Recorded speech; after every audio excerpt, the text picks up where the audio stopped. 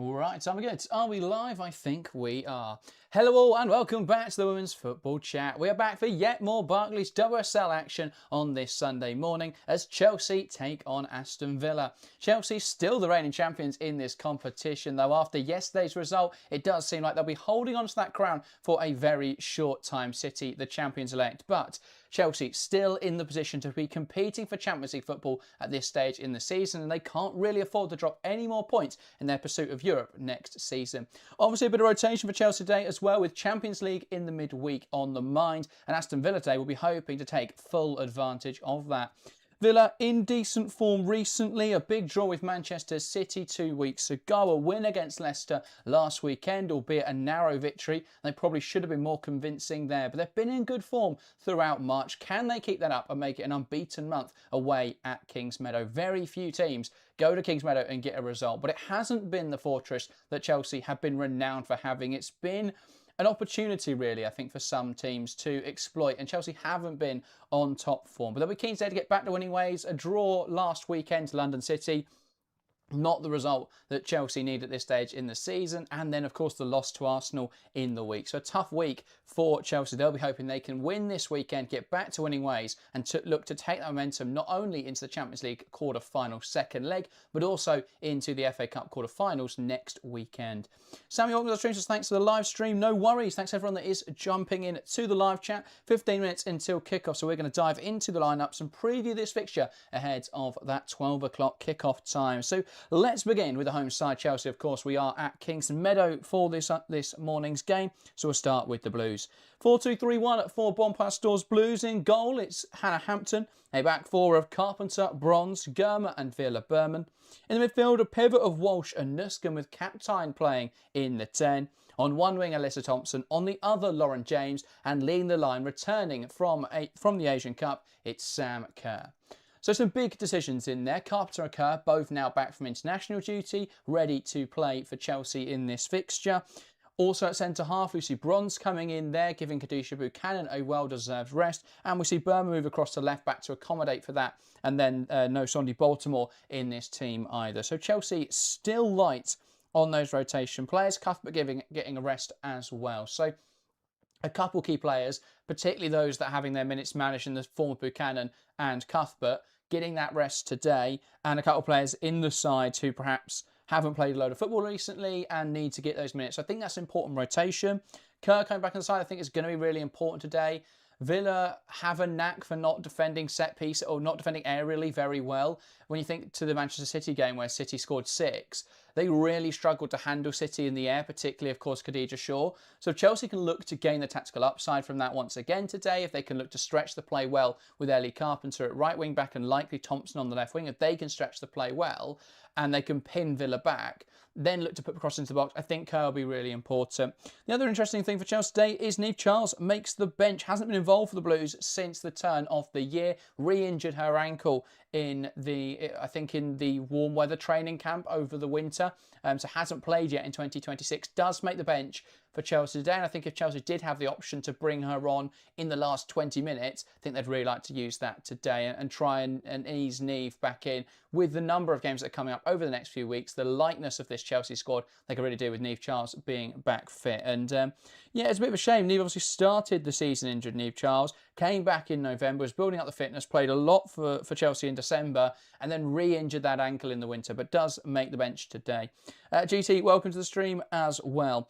As for visitors then, Aston Villa lining up in we're going to have to try and piece it together. Villa have been very interesting. Obviously, they used a 3-back for most of this season.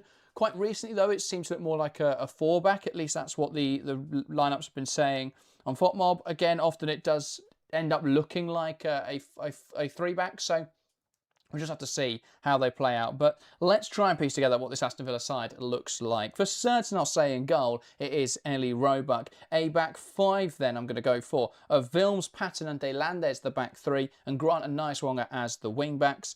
In the midfield, it looks like a midfield 3. In fact, I think it'll be Moritz as a wing back because they're lacking attackers once again. So Moritz at one wing back. They'll then have a midfield 3 of Kendall Taylor and Orion Jean-Francois with a front pair of Kirsty Hansen and Chastity Grant.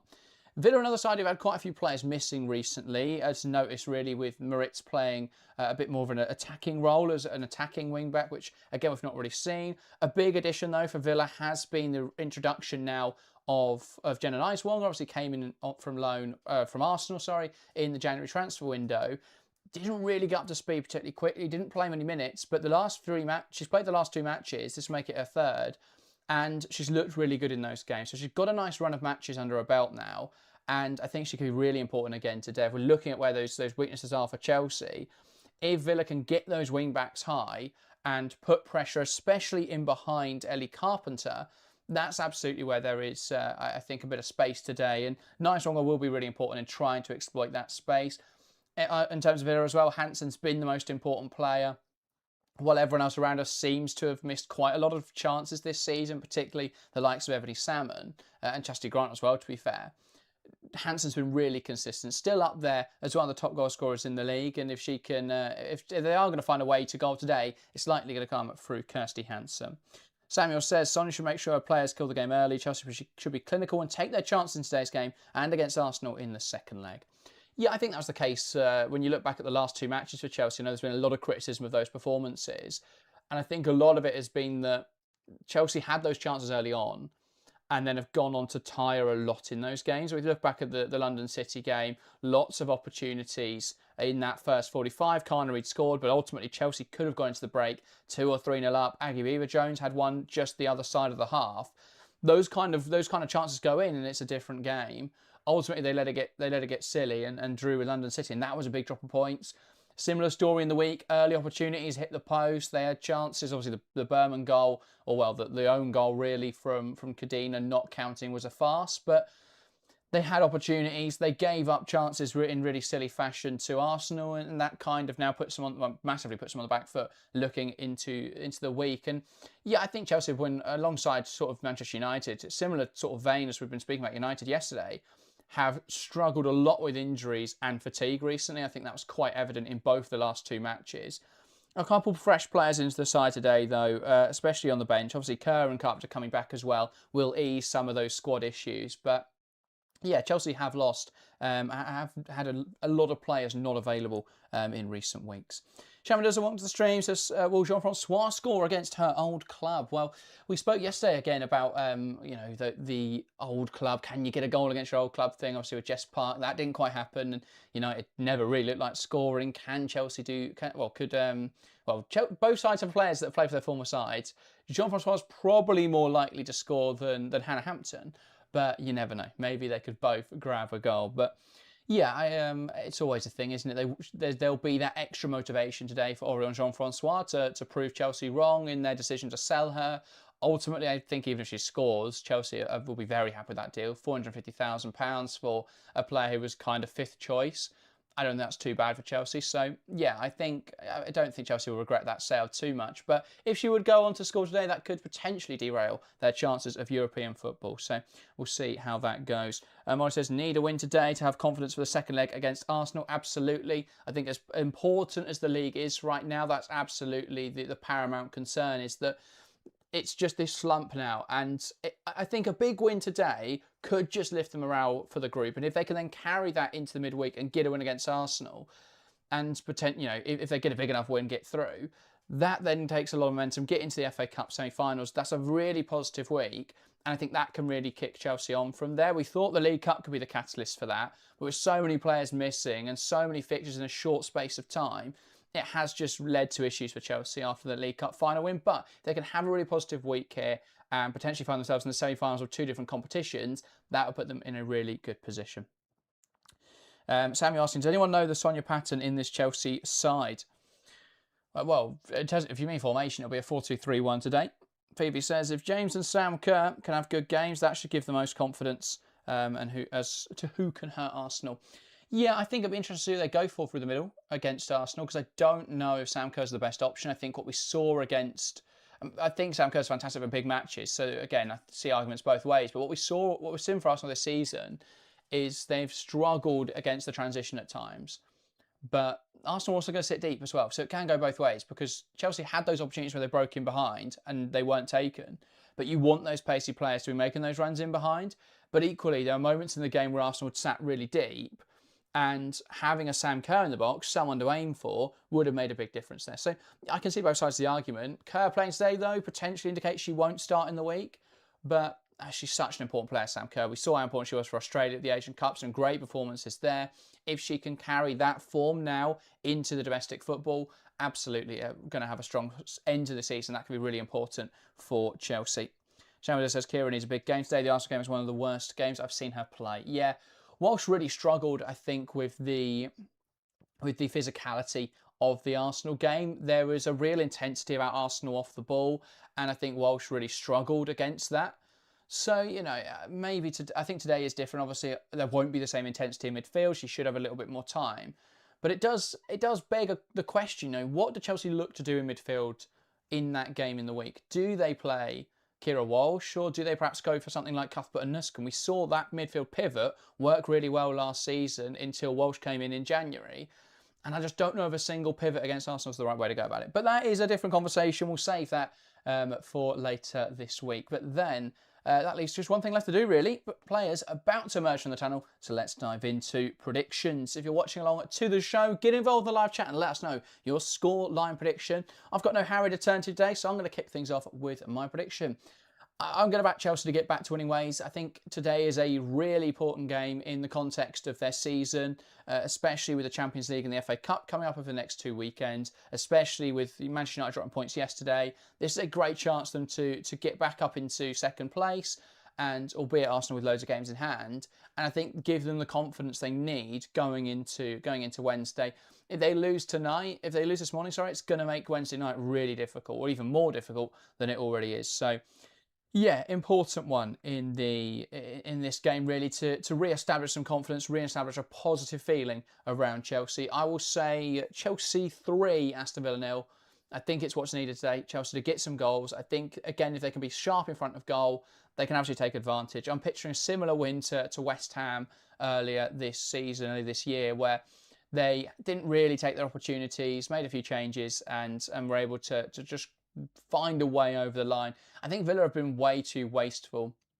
We saw it in the game, the reverse fixture really, where Villa had so many chances in that game. Salmon breaking in behind. I think it was 1-1 at half time, in fact. And it finished 2-1 Chelsea, and Villa really should take them something from that game.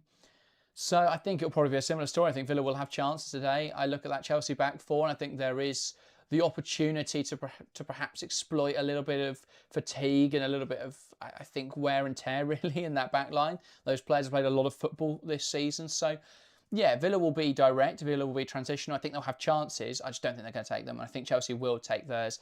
3-0 win. I'll say James goal, a Kerr goal, and I will say Chloe Sawi off the bench. Let's go for something wild. I could see her getting subbed on at left wing or something, and scoring late on. That's how I could see her getting a goal. So yeah, keep the predictions coming in to the live chat. Phoebe says, surely if Kerr comes off on 60 or 70 minutes, we can assume she starts for Arsenal. I wouldn't assume it, but yeah, it would definitely indicate that that is a possibility. I think if she plays full 90 today, I definitely wouldn't expect her then to start Arsenal. But yeah, if she comes off early, it absolutely gives that chance. It very much depends who she'd come off for. I just don't have many attackers on the bench. And I think I'd rather bring James off early today, bring Baltimore, if possible, and get Baltimore on there. And then, I mean, it'd be nice to put Lois Shooter on there over Kerr. And just, that Chelsea need to be in that position, really, where they are 2 or 3-0 up, going into the last 15 minutes. And they can put Lois Shooter on there and not be worried that they're going to concede and then need to score again. So yeah, I think it's really necessary that Chelsea just kill this game off early today, get a confident win under their belt, and look to go into the week in a much more positive fashion than perhaps recent weeks have gone. And Sky Sports highlighting Lauren James, a player who's shone for Chelsea in limited minutes really this season, but since she's come back from injury, has really been a bright spark in an otherwise pretty dim year so far for Chelsea. And of course, highlighting Orion Jean-Francois of the opposition today, former Chelsea player, won the domestic treble, let's not forget, as part of the Chelsea team last season. Can that Chelsea team get back to winning ways today? It's James from the middle. Referee doing his last minute checks here at Kings Meadow before we can get underway for this early UWCL Sunday kickoff. A great day of action yesterday with lots of goals, lots of one-sided affairs. Can Chelsea make that the case today, or will Villa give them a good game? James in the middle, waiting now for the referee's whistle. Referee waving over at Hannah Hampton, waiting for confirmation. And still delaying here is the referee. Not sure what the hold-up is. And now does blow his whistle, and we're underway in this game. It's Chelsea taking on Aston Villa in the UWCL. 4 games to go for these two sides. If Chelsea win today, they can climb up to second. If they lose, they'll stay in 4th and lose ground in the race for European football next season. Chelsea building out from the back. Kerr. Berman. Back into Naomi Kerr. And across now to Hampton. Bronze. Opening up to carry down the line. Hansen nudging her over, and that is a foul. An early free kick against Kirsty Hansen. Bronze. Back now to Hannah Hampton. Moving it across to Kerr. And now Berman. James. Back to Villa Berman. And Kerr. Walsh. Here's Naomi Kerr.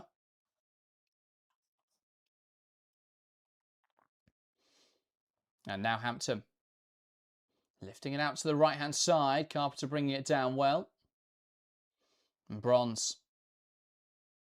Carries well up the line. Cut out by Taylor, but it falls now to Thompson. Thompson inside to Kerr. It's a positive touch from Sam Kerr, but good defending from Ocean De Landes to win back possession. And nice Wonga clipping the ball up the line. That's going to run through. Naomi Kerr pounces on that through ball, and Chelsea back in possession. GT says, can you see Charles leaving the club? Sonia never really played her, even when she was injured. Chance now for Aston Villa. Ball cut into the box. Grant at the near post.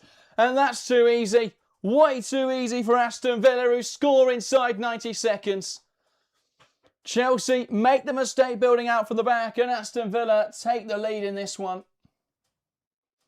Not the start the Blues were hoping for in this game, and Hannah Hampton's not had a great few weeks and should never be beaten at her front post like that.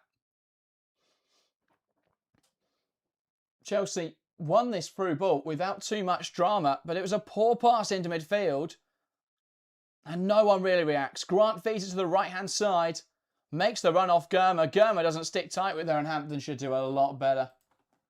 Really should do a lot better there, Hannah Hampton. Kerr caught out. Hampton stunned.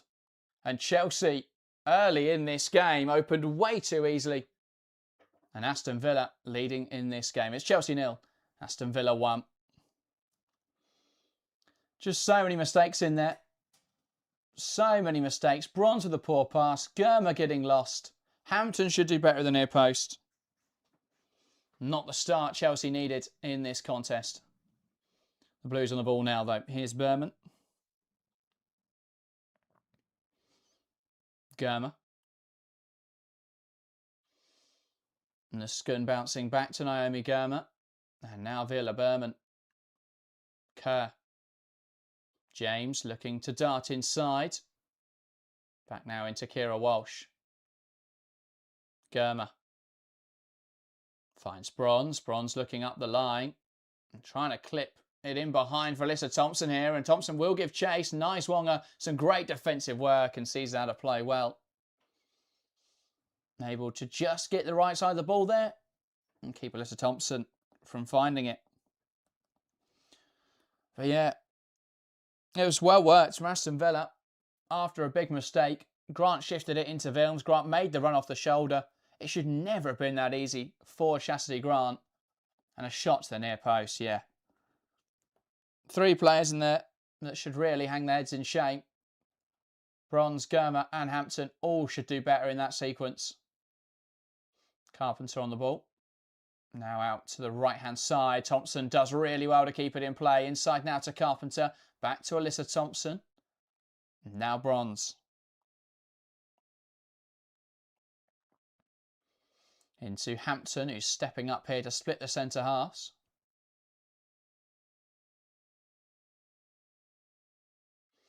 Germer. And now Kerr. Nusken. Nice give and go in this central area. Here's Captain, who works well in the half spaces. Knocks it wide. James looks to come inside, and it's blocked away well. Berman takes aim from range, and that one wide of the mark. Didn't quite catch that with the venom she would have wanted there, Villa Berman. Dragging her effort wide.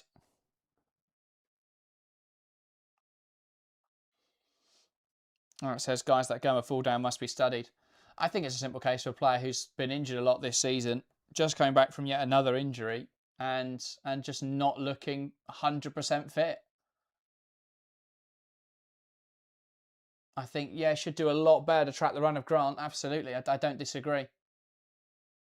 But it is difficult when she's played not a lot of football this season. Films. Knocks it back to Roebuck, and Villa can build out once again.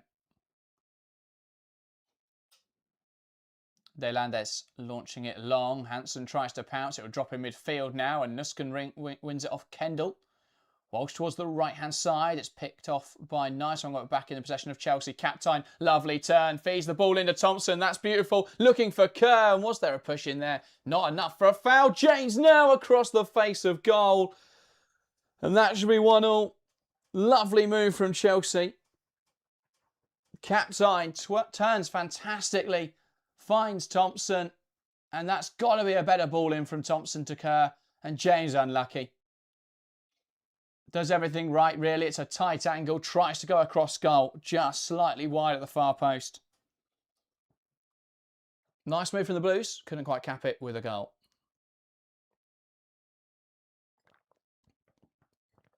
If Chelsea can play passages like that throughout this game, they'll be fine to turn this around. The question will be whether they can continue to do that and whether they can actually defend. Here's Berman.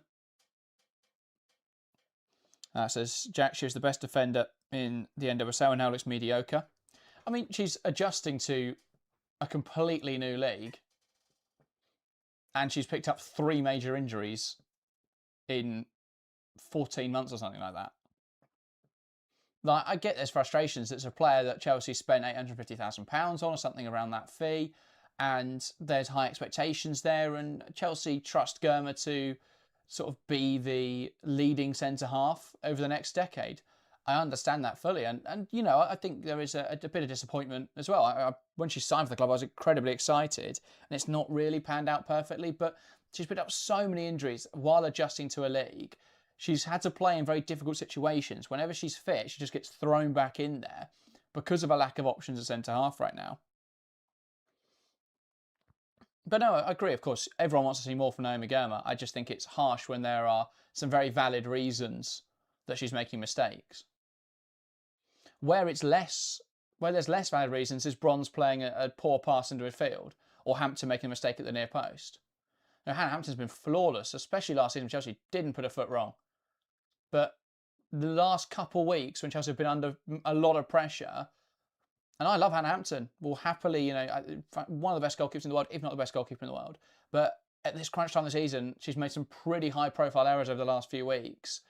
Chelsea got away with it against Brighton, didn't get away with it in the game against London City, or, I mean, to be fair, London City, it wasn't really her fault, but Arsenal should have saved the Kelly shot. And there again, I think at the front post, has to do a lot better. And yeah, classic Chelsea really. Chastity Grant, who hadn't scored a goal in the WSL yet this season, scoring after 2 minutes here at Kings Meadow. Sums up the Blues this season really. And yeah, Germer just gets caught.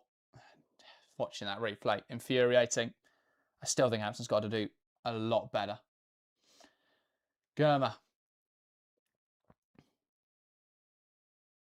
Lifting it to the right-hand side. Carpenter does well to keep it in touch. Down the line to Thompson. Apparently that goes. Thought Carpenter had done just enough there to keep it in play. But as she stepped off the pitch, perhaps the ball came with her. It looked like it stayed on, but Will be a Villa throw-in on this near side.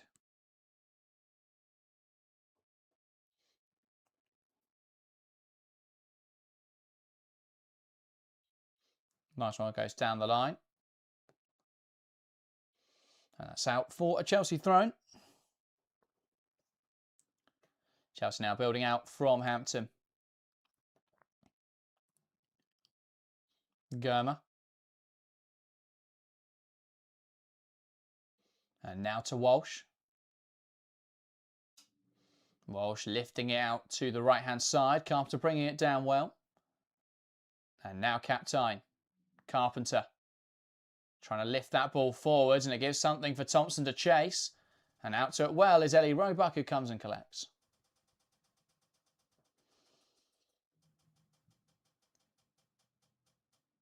De Landes.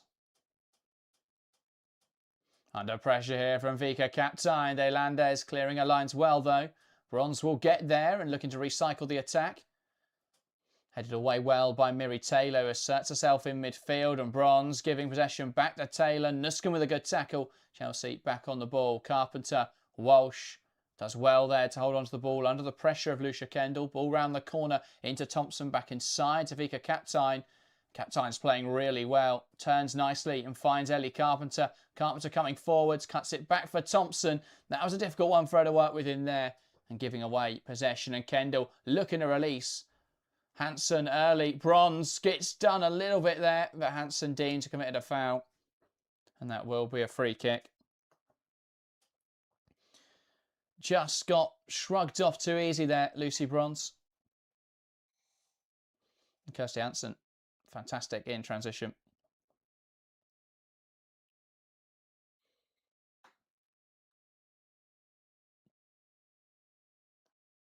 James now to Germer.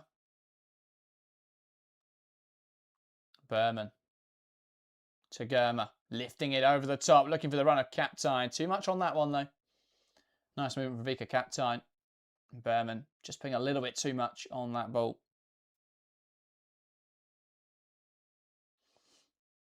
So it says, before the international break, Aston Villa was arguably the worst team, then came back, held Man City to a 0-0 draw and beat Leicester City. They were poor against Tottenham. I don't think they were the worst team. I think it's, you look at the games they played, they drew with Manchester City, a game where City weren't on it, didn't have 3 of their key players, and Villa still couldn't take their chances. A game against Leicester, which they made a real meal of. Against a side who I don't think are UWCL quality. And they've scored early here. I think Villa are very well set up to play against the strong sides in the league. I think we've seen that throughout this season. Results against Arsenal, win against Manchester United. I think they're a side who are really good at playing defensive football and being able to transition quickly. Bronze does well there to step into midfield and win back possession. Nuskin to Bronze. Chelsea coming down the left-hand side now. Bronze crosses on her left foot, bounces through. Thompson can't adjust her body. Really should have done better there. Thompson does keep the ball in play now though. Wants to come forwards with it, looking to take on Niswanger. Niswanger stands her up well. Thompson finds Nuskin, turns in the box. Back now to Thompson, space to work with. And blocked is the cross by Niswanger. De Landes can't stop it going for a corner. Chelsea now to put Villa under pressure.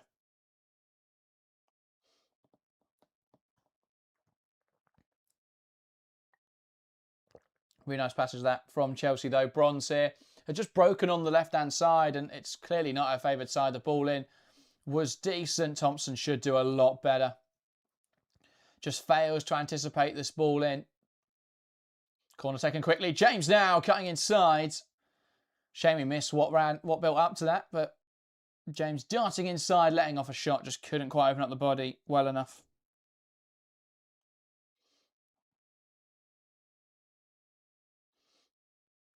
Ball forwards. Flicked around the corner well in there by Taylor. Thompson deals with it, but it's out for a Villa throw-in.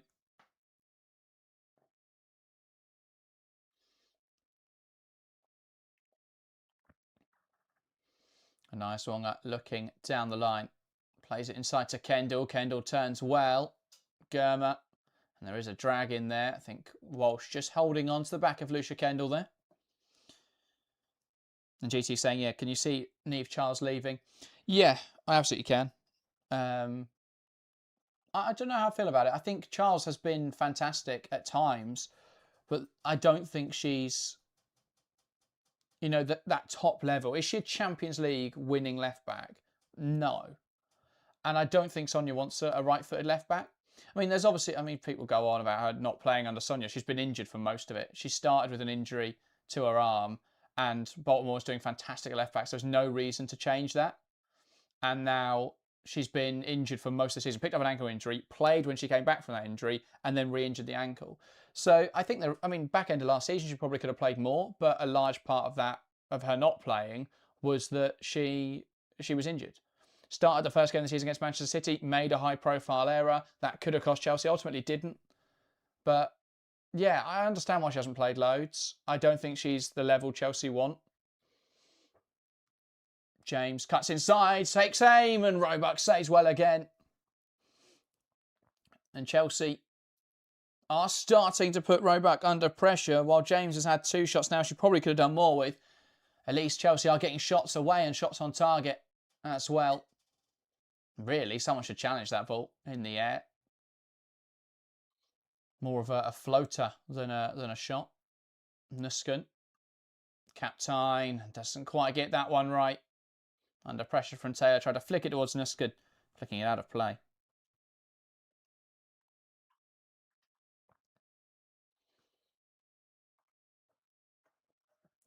Villa now building from this throw-in.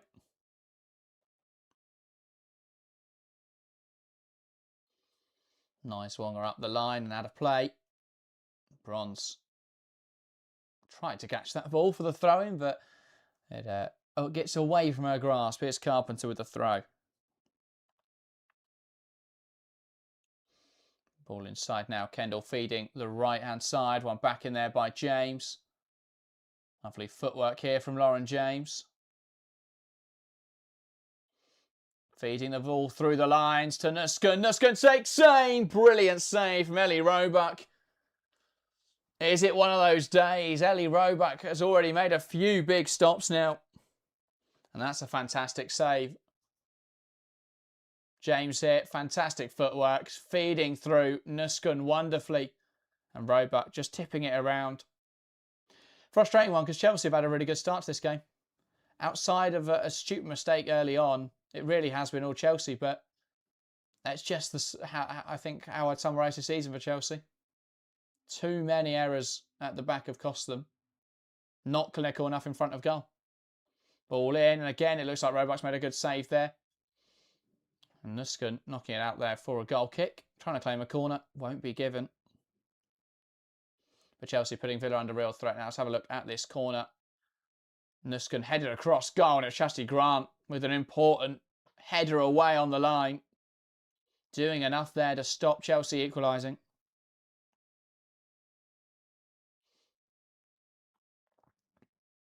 Germer stepping up well. Kendall heads away. Vilms looks to go down the line, and one back in there by Naomi Germer. Ball out of play now for a Chelsea thrown, and Birmingham will look to go down the line. Germer.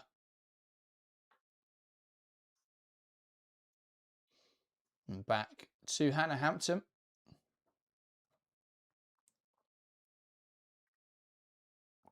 Chelsea now move to the right-hand side. Bronze carries it forwards. And now wide with Carpenter. Carpenter back inside to Lucy Bronze. Tries to feed through the lines. Captain won't get there, and it's cleared forwards by Taylor. And now Lucia Kendall carrying to the left-hand side. Germer comes across and stands her up. Kendall. One back in there by Thompson. And now Captain. Back to Germer. Chelsea back on the ball.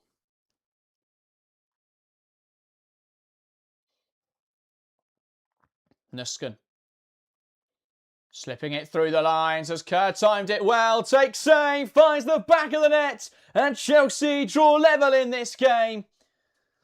Classic striker play from Sam Kerr, who times the run to perfection and smashes it past Ellie Roebuck Parity restored by the hosts in this game. Sam Kerr back from international duty and back amongst the goals for Chelsea. It's Chelsea 1, Aston Villa 1. And that goal's been coming. Too much space. Way too much space Aston Villa are affording Chelsea, particularly Lauren James. Kerr here ruled on by Jenna Niswonger.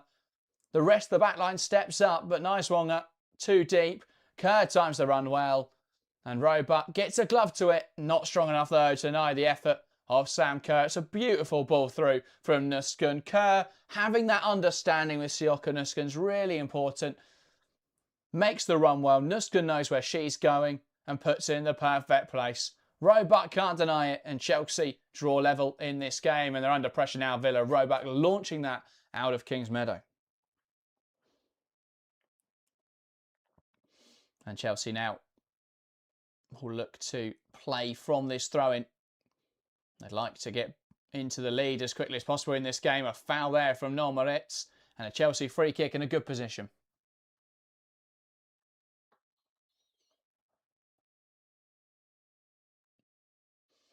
And it looks like Lauren James will take this one. But Kerr there, lots of conversations around her future this week.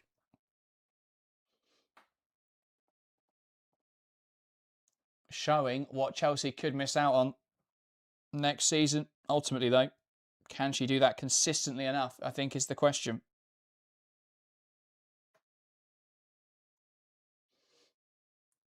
Kerr.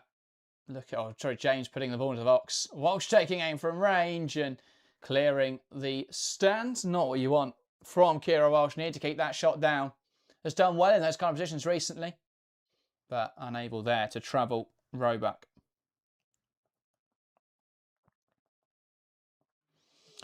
Goal in the game between West Ham and London City Lionesses. Yana Fernandez with that one, despite the first 20 minutes. West Ham looking like the better side in that game, based on the stats. London City with their first opportunity in the game, and they have taken it. And West Ham are in real trouble at the moment. Haven't played particularly well recently. Yes, they got a big result against Manchester United, but I do think if Leicester can find some form, it does reopen that title fight. Relegation fight, sorry. They're definitely not winning the title. Thompson breaking down the right-hand side, wins a corner out for Chelsea, and once again, they can put Villa under pressure.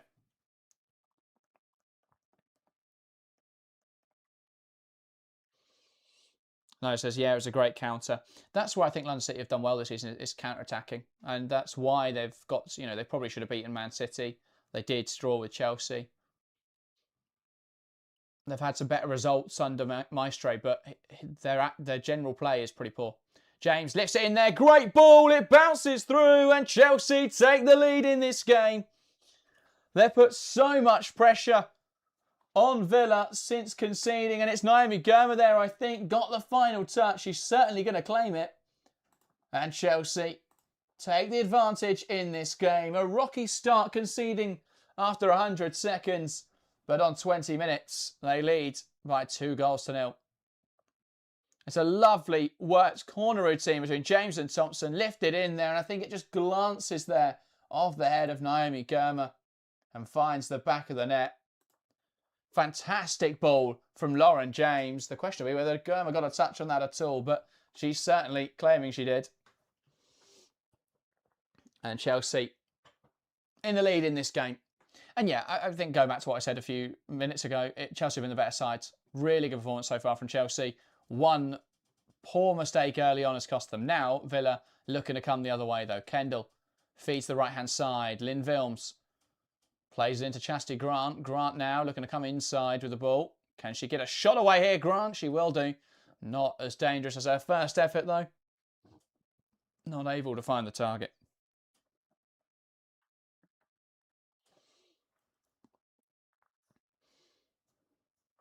Of course, Kerr is smart enough to still play the 9 as she slows down. The movement is elite, and the first yard is in her head. Yeah, that's the one for me. I obviously the recent news about Bright and Bright not renewing, despite being offered a contract. I was stunned. I don't think that's true, but that was what was reported. I'd be surprised because it was weird how they reported it and said Bright's offered a contract, Kerr hasn't. I thought that was weird. But yeah, I'd be intrigued. But yeah, I think with the Hampton renewing, good deal, despite the fact she's been a little bit shaky in the last couple games. Bright leaving, I think, is important for Chelsea to sort of move on and possibly bring in another centre half. I don't know if they need to, but possibly bring in another centre half. And yeah, but I think Kerr's the one where's the biggest contention, because there are games where she's really good. Obviously, still come back from that ACL injury. I think for me, it's very Chelsea to move Kerr on though now, because while she might have another brilliant season next year in her, does she have another two? Probably not. And I think what Chelsea was so good at doing through the Hayes dynasty was moving players on at the right time. All through lines from James, that's cut out and cleared away. I think, again, I spoke about this a little bit yesterday in relation to Arsenal, but Chelsea have always tend to sell the year before they needed to, rather than give that 2-year extension and then sell the year after and have a player there who hasn't performed at the level where, you know, you want them to. And yeah, we've seen that with so many players over the years for Chelsea. And I think that's the same case now. Bright, I think a bit of sentimentality kicked in there. And Chelsea probably should have moved her on last summer. But again, because of the situation, she's now going to move on probably a year too late, I would say. I think that was complicated, obviously, with Hayes, with the timing of Hayes' departure. That was always going to be difficult. So I think with Kerr, the right time to move on will be next summer. But is Sam Kerr going to agree to a 1-year extension? Probably not. So it makes it very difficult. And I think, to be fair, does Kerr want to stay at Chelsea is the other argument. You know, she's won all she's realistically going to win. Does she think Chelsea are going to win the Champions League next year? They've got as good a chance of winning it this year as they do next year, really. I think got a young kid now with Christy Mercer, who is American. Why not go to the NWSL, make a lot of money over 2 years and see out your career in style? I think it makes sense, really, for me. From Sam Kerr's perspective. For Chelsea, it's a difficult one. I think, as a Chelsea fan, I'd love to see Sam Kerr have another season. But yeah, James cuts inside, takes aim. That's brilliant from James. Absolutely brilliant from Lauren James. You cannot give her that much space.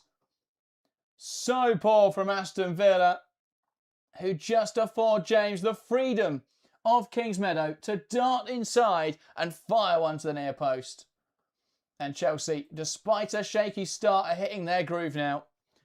She picks up the ball on the right-hand side here. Moritz goes to close her down and gets nowhere near James. James comes inside and Moritz does nothing.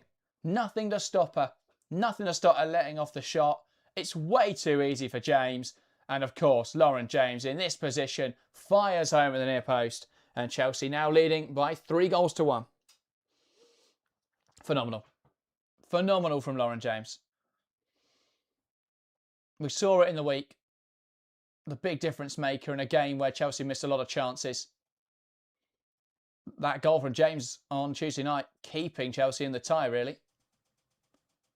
And now, a goal and an assist in this contest, being the difference maker once again. I don't think Germa got a touch, by the way. I think it was accredited as James's goal by Opta for now, at least. So James on a double. But yeah, Lauren James, fantastic footballer. Don't think I need to say it anymore, really. Just one of the best in the world. And if she can stay fit, Chelsea have got one of the best players in the world there. It will always be the fitness that's her issue, and Chelsea do need to manage her better. But yeah, absolutely on fire at the moment in all competitions. Carpenter, Nuskun back to Carpenter. Now Thompson inside to Sioka Nuskun, blocked by Kendall. It's going to fall again to Carpenter. And Thompson all around the corner there from Captain. Not quite on the same wavelength there as Carpenter. Ball does hold up though, and Jean-Francois now with possession in her own penalty area and playing herself well out of trouble there, lifting it into Patton. And Villa coming forwards down the right-hand side. Patton knocking it down the line. Grant looking to make the run in the channel. Germa does really well there to initiate the contact. Wilms now to Grant. Berman shuffles her back. Wilms again. Now Berman getting out to her. And that run off the shoulder there from Jean-Francois won't come to much as it's seen out well by Walsh. So it says ESPN credits James for both goals as well. Yeah, I think ESPN also take data from Opta. So yeah, I think that's been given as James having a brace now.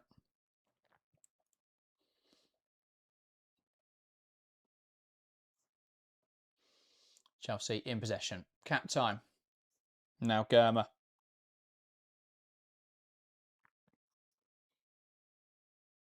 Here's Hampton.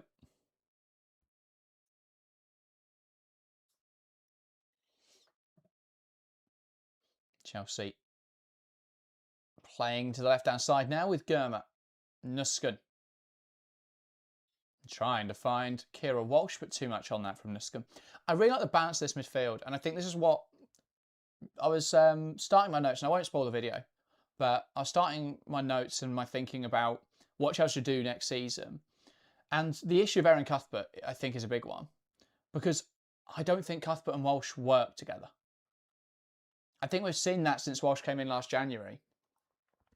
Because I think if you're going to have Kira Walsh in there, who isn't the most mobile player, you have to have midfielders with energy and intensity, which Cuthbert has in abundance, but also a lot of positional discipline and an ability to rotate as well between different positions. So a real good position, an understanding and an awareness of positioning.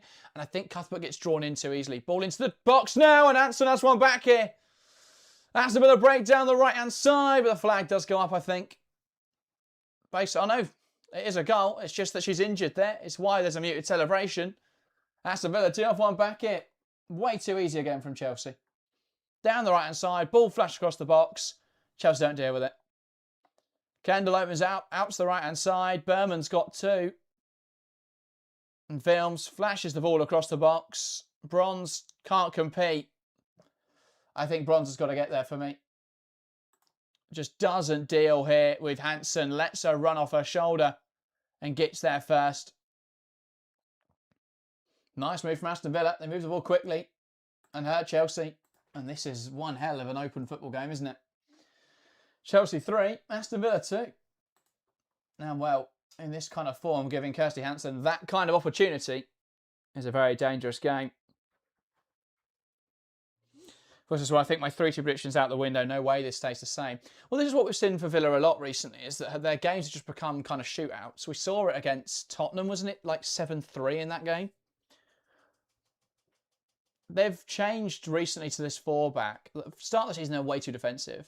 Recently, they've changed to a 4-back, and they've been so just aggressive. And so they're much better coming forwards, and they're creating lots of chances. I mean, that's why they scored 2 goals. They're so open defensively. Chelsea have had a whole host of chances.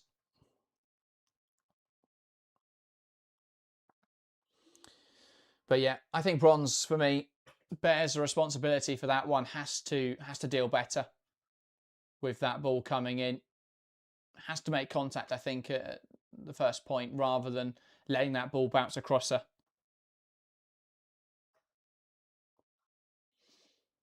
This runs another one Chelsea will debate over the summer. Her contract up for renewal. Carpenter back now to Bronze.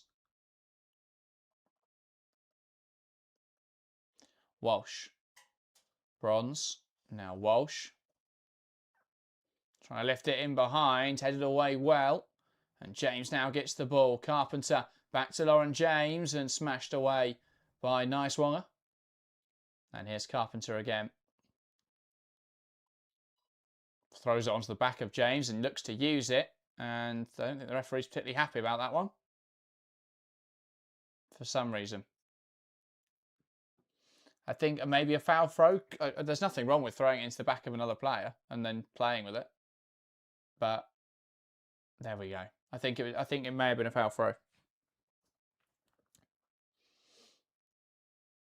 Enzian says, what is this? I go and come back and it's 3-2. How? Yeah, I mean, we're 33 minutes in. What an incredible game of football we've watched so far. No, it says this might finish 8-5 at this rate. Yeah. Villa have been devastating in the counter-attack. The 2 times they've been able to counter effectively, they've scored. And individual errors really at the heart of both of them. Bronze has had a tough game, really tough game. And Chelsea have just looked threatening every time they come forwards, really. They've put Villa under a lot of pressure. Very much put off some big saves, but also conceded 3 goals. Taylor through the lines. Kendall, here's nice Wonger. Lifted forwards, and Kendall touches down. Moritz lifts it in there, headed away. Drops now for Hansen, who squeezes it home, and Villa draw level. Chelsea just don't deal with the ball. And it's another one that really should be dealt with by Chelsea.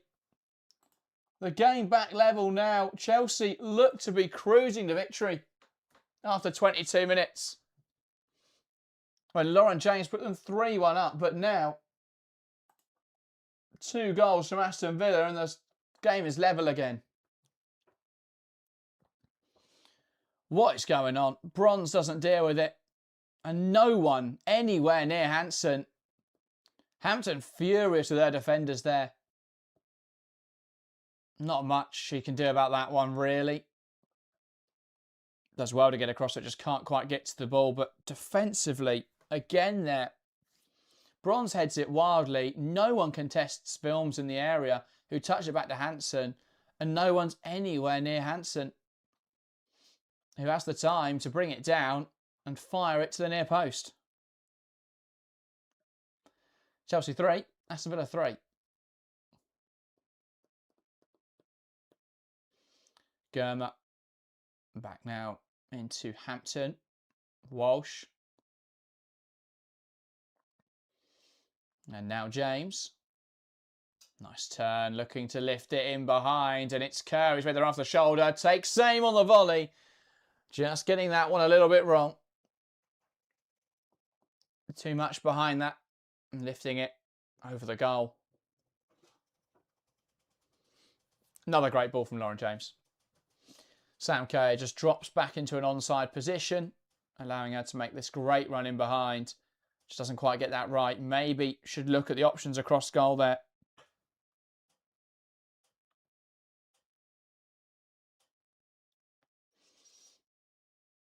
And Villa now looking to play forwards. De Landes switching the play. Here's Lynn Vilms, who's looking down the line. Germer doesn't make it, but Bronze will get there. Knocks it back to Hannah Hampton.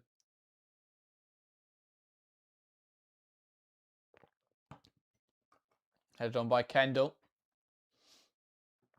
Germer. Nusken. Now James.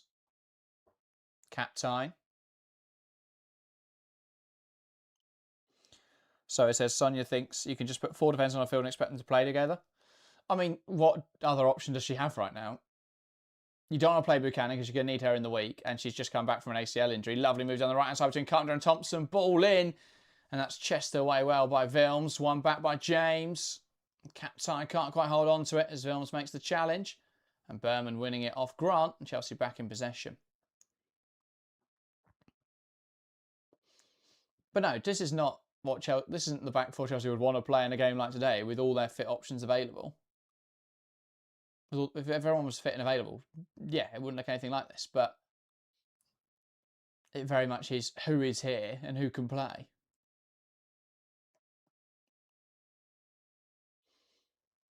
Germer. James. Back to Germer.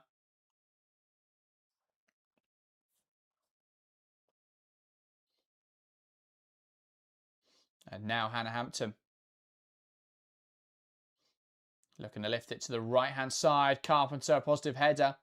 Looking for Thompson, one back in there. Nusken now wins it in midfield, and it's Carpenter who picks up on the loose ball. Shifts it to James. Chelsea now with Shocker Nusken down, and James will knock it out of play. Chelsea do not need anyone else on the deck here. Anyone else injured? Hopefully nothing serious for Shocker Nusken.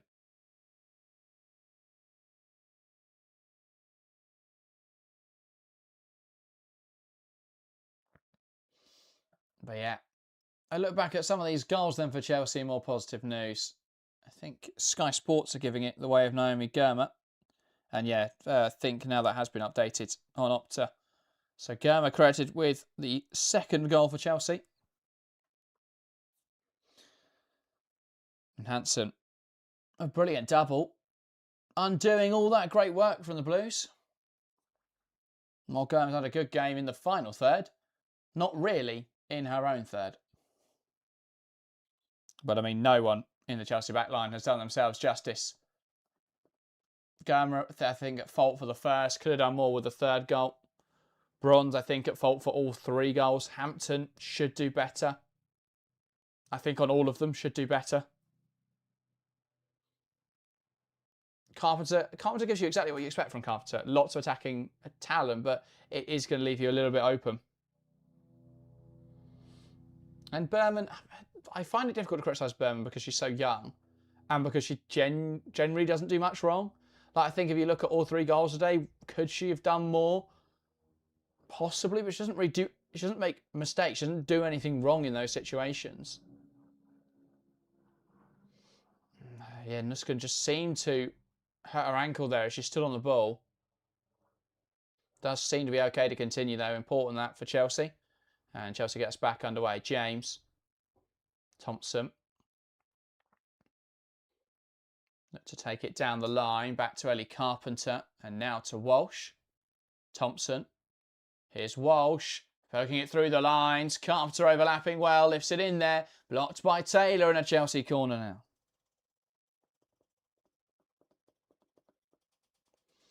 Nice move. Again, I think the combination and the understanding between Thompson and Carpenter has been really good in this game. Definitely certain Chelsea have got to look to build on.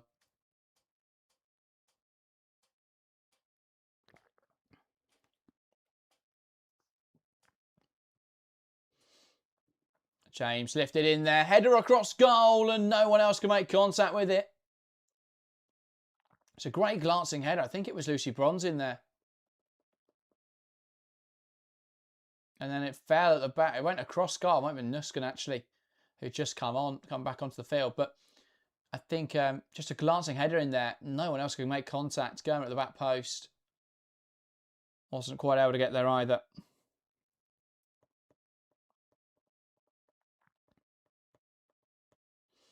Brenny says, I feel like fullbacks have been fine. Centre-backs and HK. I think you mean HH. Hampton struggles. Yeah, I think very much the case. I think both centre-backs have not done particularly well. Bronze does get up to this header, drops in midfield for Jean-Francois. And now Handsome.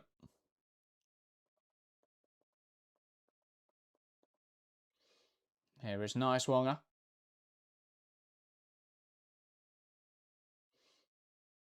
Kendall back to Roebuck.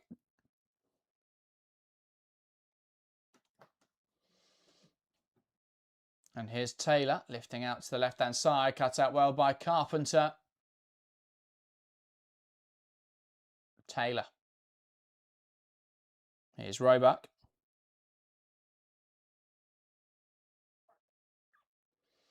Now De Landes. Changing with Miri Taylor. Out now towards the left-hand side. Nice Wonger into Jean-Francois. One back high here by Carpenter. Now Moritz running it out of play. Chelsea throwing on this near side.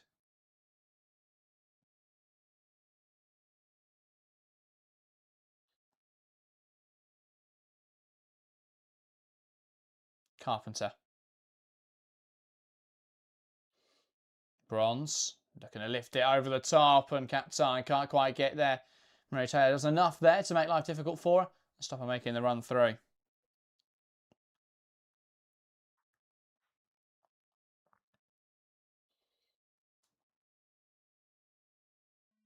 Now De Landes.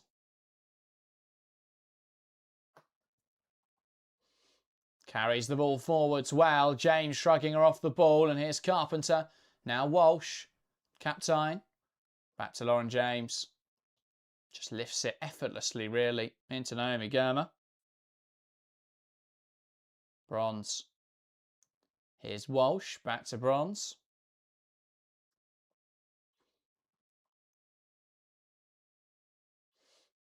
Carpenter. And now Hanson goes down the line. Lovely combination, but it is Captain who wins it back in there, and Carpenter's deemed to make contact there with Hansen. Free kick for Villa.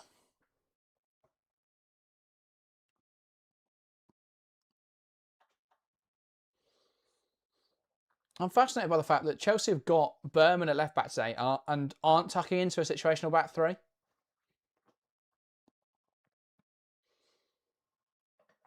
It intrigues me that you wouldn't just bring in a little bit more defensive cover. I think, you know, if you tuck Berman in and just look to be a little bit more solid. Captain trying to win it high up the pitch, cleared away well.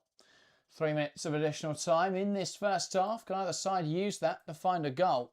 Well, the rate they've been scoring, wouldn't be surprised they did. James' cross, though, this time is dealt with well by Taylor. Jean-Francois Moritz. Now Jean-Francois. Lovely Trivela pass into Hansen. Germer comes across, making the challenge, and now Chelsea with the throw-in.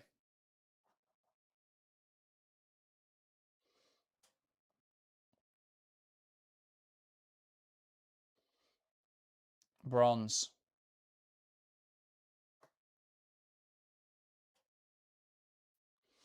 Now Naomi Germer. Berman. To Nusken. Germer. And now Hampton.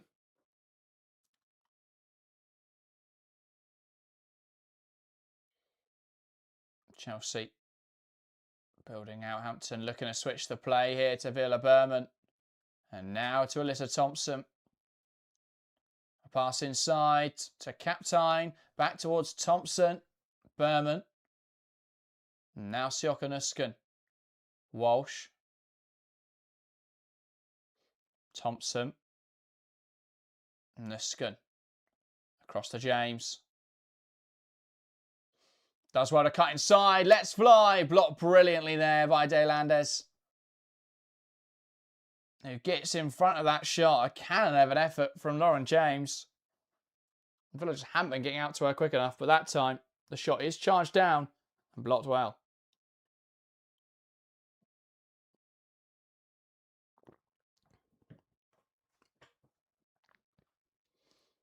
Captain putting the press on there. And Aston Villa now building out from this goal kick. Not long though until half time.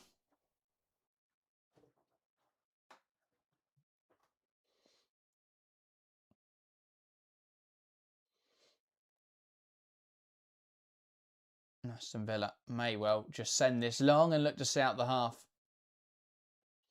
Crazy first 45 minutes here at Kingsmeadow. Neither side has really been able to wrangle control of this match yet.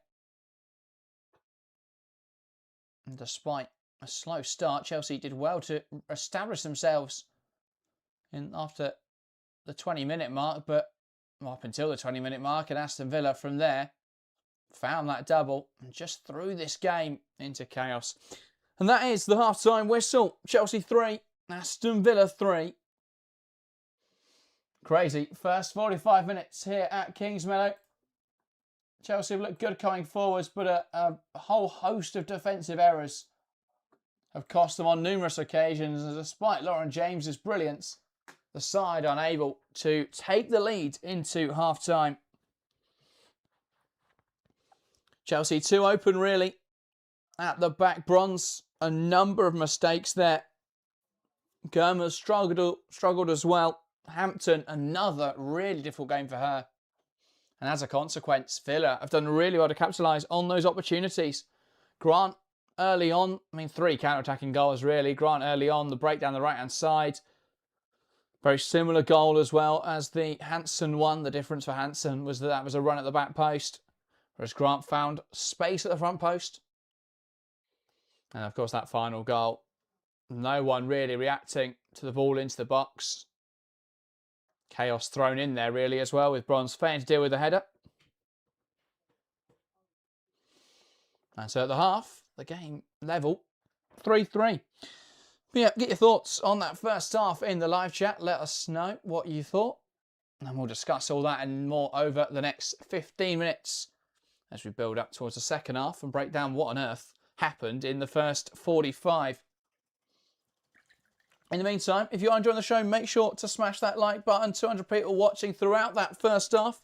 Only 36 of you have left a like. So if you are enjoying it, make sure to hit that like button. It lets YouTube know you're enjoying the stream, helps push our content to more people. And if you are new around here and haven't yet hit that subscribe button, we're trying to get to 10,000 subscribers before the end of the season. We've got 2 months left to do it. Can we find another 1,500 subscribers? It would be incredible if we could. And if you want to help us on that journey, hit that subscribe button today. And yeah, you'll be notified whenever we upload, whenever we're live. You can join us for yet more WSL and women's football content.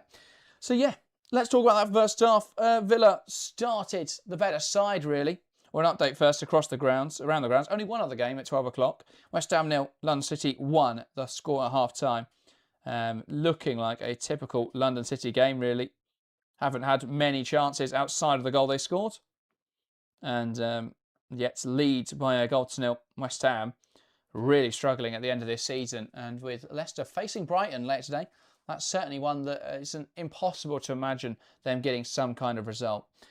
But yeah, it was a poor start from Chelsea. I think it's been a problem in recent weeks, hasn't it? Defending transitions, defensive mistakes, and then not being able to react to those mistakes and dealing with it. We saw it against Arsenal, so many errors at the back, so many players making individual errors. And yeah, it was capitalised on fully by Aston Villa. Bronze plays a pass into midfield, which really should be better. I don't know how you make a mistake like that. With certain players who made mistakes today for Chelsea and got things wrong, there's you've got excuses. It's either younger players or a mixture of these excuses, but younger players who've been injured a lot this season, players who aren't fully fit. But Lucy Bronze, for most of this season, has been absolutely fine. And obviously, sorry, the start of the season had that injury, of course, but for most of this year has been absolutely fine. But yeah, just a lot of high-profile mistakes and adding to them, really, with this one. I don't know what she was doing with that first one. The pass into midfield is woeful, and it's picked off, and Grant picks up the ball, knocks to the right-hand side. It's worked really well. And then that ball slipped forwards, looking for the run of Grant. Germer, for me, has got to do a lot better on that one. I think Berman does enough, really, to put pressure on Wilms. There's not a lot more she can do other than try and force Wilms wide, which is what she tries to do. And then, yeah, it's pretty poor from Germer. I think she's got to trap the run there of Chastity Grant. Either way, though, Grant gets there at the front post, and I think Hampton's got to save it. A shot towards your near post as a goalkeeper is always one you should be dealing with. And yeah, I think Hampton, early in the game, doesn't react, isn't switched on. I think she's got to save that one for me. So that was really disappointing. Nigel says, I think Hampton hasn't looked her best lately as well, to be honest. Absolutely. I look at that first goal, as much as Bronze is to blame, as much as Germer's to blame, Hampton's to blame. And it's not the first recently that we've seen. There was that mistake against Brighton where she, thinks it's going wide, lets it go, and it's in the bottom corner. Mistake against Arsenal in the week, letting Chloe Kelly score. It was, I saw people say it's a great shot. It wasn't. It was very saveable, and it bounces up at Hampton, and she's got to deal with that. And then we saw it again here, where I think she's got to deal with this one. Let's watch it back here. Bronze picking up the ball. What on earth is that pass? Nowhere near anyone. Now, it's not like she gets the power on it wrong, it's just a terrible pass to absolutely nobody. Well, it looks like a direct pass into Chastity Grant. But yeah, Grant picks up the ball, knocks it wide. It's brilliant movement for Chastity Grant. As soon as she shifts this ball, she makes that run beyond Germer. Germer has got to move quicker. Just got to track that run. Grant gets through, though, and then is able to score. Chelsea coming forwards, though, and I think up until about the 22nd, up until the 30th minute, were the better side. The ball slipped through. Sam Kerr bringing Chelsea level. Lovely Chelsea move. And really well taken by Sam Kerr. A player who had a good Asian Cup tournament. Hoping to translate that into league success and broke away well and finished off that opportunity. Then Kane, the Gawa, lovely set piece routine. James lifting it towards the back post. And I think with all these goals, there is too much space afforded for Lauren James. I think, the first one, obviously, Nusken plays that ball through, and does really well, but too much space there for Nusken. Same there, too much space for James. And then for the last goal, the one that put Chelsea 3-1 ahead, way too much space afforded to Lauren James. Cuts inside. It's a brilliant low-driven effort at the near post. Nothing Roebuck can do about it. Excellent from Lauren James, and that gave Chelsea a 3-1 advantage. From there, though, going back in the favour of Aston Villa with some transitional goals. Let's look at Hansen's first. Played out to the right-hand side well by Kendall. Grant then knocks it onto Wilms. Wilms plays it into the box, and for me, this has to go down on Bronze and Hampton again. I think Berman and Germer here, they do well just to shuffle across, but that ball's always going to come in. Bronze has got to make contact. And Hansen, I think it's a little bit weak. I think she's got to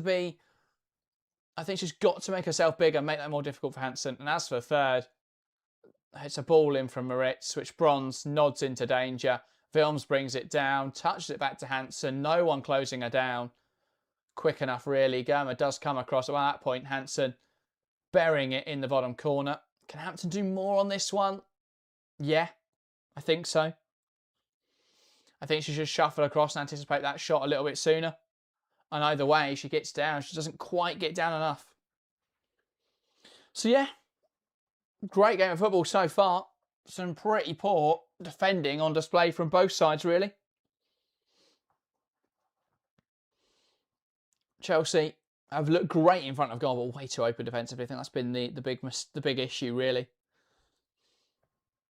And yeah, I think Germer's at fault for the first, or plays a part in the first. But for me, the players that struggle the most are Bronze and Hampton. I think particularly Lucy Bronze has really struggled. But yeah, Hampton should do better, really, for me, on all three goals. I think should say the first at the front post has to make herself bigger for the second. Hansen's first, and then for Hansen's second, I think she's got to get down to it. But yeah, not been our best performances recently, Hannah Hampton, and that coming again today. It doesn't help. The chances that Chelsea are giving up are nice, really nice chances for Aston Villa, and for all teams really in general. But yeah. GC says, could Chelsea make a move for Stanway? She can play both as a 6 and 8, both positions where Chelsea have struggled this season. I don't know if she's the perfect fit. She has a good relationship with Bronze, which I think is important.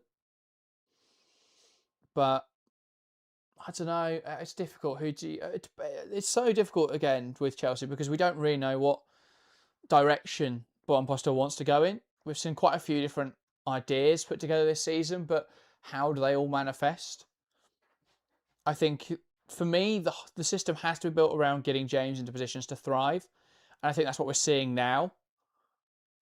I think you need someone alongside Walsh who is very mobile, and I don't think Cuthbert offers that.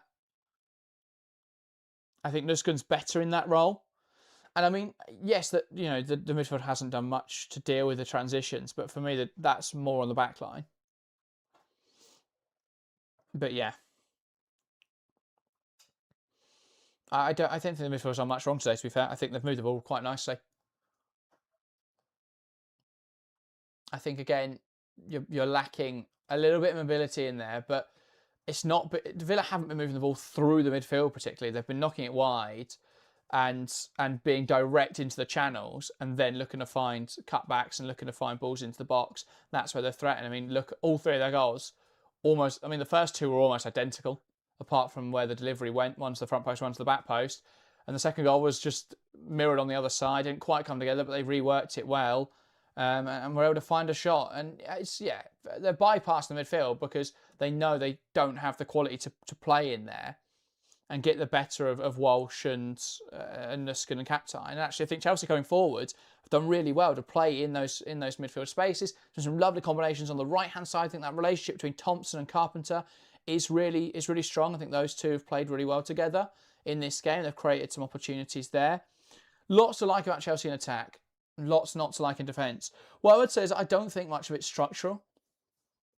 I don't think what's gone wrong for Chelsea today is tactical, really. I think it's about personnel. And that's for me where I perhaps give a little bit of leeway, because Chelsea don't have the players that perhaps they'd want in each position to make it work today. I think the centre halves, if the centre halves today were a fully fit Germer and a fully fit Bjorn or Buchanan, I don't think Chelsea would have conceded 3 goals. I'm not saying they wouldn't have conceded at all, but I don't think they conceded 3 goals. So I think a large problem is the personnel in there. I think Bronze is really struggling. And I think at the moment, Hannah Hampson you can't rely on her to make up for errors of the defence. It's something we have been able to do in the past. But yeah, way too much space. Villa, though, poor at the back, but have executed the counter-attack really effectively. That's why they're in that position. So it says, I think we should give Sonia the chance to have a fully fit team to play for before we say Sonia out. Yeah, I think Sonia out calls are very premature. I think it was always going to be difficult for a manager to come in and deal with the expectations set, of course. I mean, Chelsea fans have high expectations after a fantastic period under Emma Hayes. It was always going to be difficult for Bonpastor to come in. She won an invincible domestic treble last season. And I don't think, I think to just go, oh, that doesn't count because this isn't bad, it is such a stupid argument. I think she's still obviously an incredible manager. This season hasn't gone the way that she would have wanted. I think a little bit of experimentation at the start of the season didn't really work out. But the biggest problem for Chelsea has been injuries. I think, this back half of the season has been so inflicted by injuries. The first half of the season, the only points Chelsea dropped was the draw with Arsenal. And that game was one where they take their early chances. It's a different game. It's the second half of the season where I think tactically, I agree. I think tactically got it wrong against Man City, got it wrong against Arsenal. But again, injury-inflicted sides in both those games. And then there's been more recent matches where they've started to drop points more consistently. A silly draw with London City. They lost to Everton, in the first half of the season. But yeah, I don't think it's been as bad as some Chelsea fans make out. I think there were some tactical problems in the first half of the season, but I think Bonpastor's done well to adapt away from that system.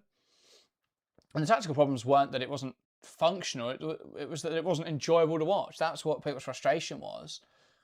Now, Chelsea defensively were really good in the first half of the season. That's what they were looking to do this year.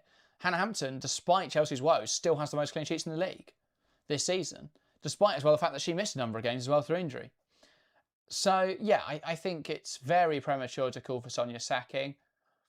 I think it's an emotional response. I think it's the same response that a lot of clubs who've gone for a dynasty tend to then have trouble with afterwards. If you look at Manchester United, Manchester United men's, there's never any patience after Sir Alex. Every manager's tracked with the same, they've got to come in and do immediately incredibly well. So, yeah, I think Sonia deserves time. Last season with the fully fit squad, she won an invincible domestic treble. Yes, the Barcelona result over 2 legs was poor, and I think she made tactical decisions in those games that were wrong. But ultimately, the league, the form of the league was still really strong. And I think next season, with a fit squad, with recruitment coming in the summer, I think Chelsea will be in a position to compete once again. Second half about to get underway. Kendall from the middle, waiting for the referee's whistle. Lucia Kendall knocks it back. We're back underway for another 45 minutes here at Kingsmeadow. Chelsea 3, Aston Villa 3. A crazy first half. What's going to pan out over the next 45 minutes? We'll stick around to find out. Can Chelsea push on and claim a victory? Or will Aston Villa find a way to get a result against the reigning champions? No changes at half-time then for Chelsea. Bonpastor trusting the players that are out there. I'm guessing as well not wanting to put someone like Buchanan on. With Arsenal coming up in the midweek. Here's Captain coming down the right-hand side. A nice Wonga does well there to kick it into Captain now for a throw-in.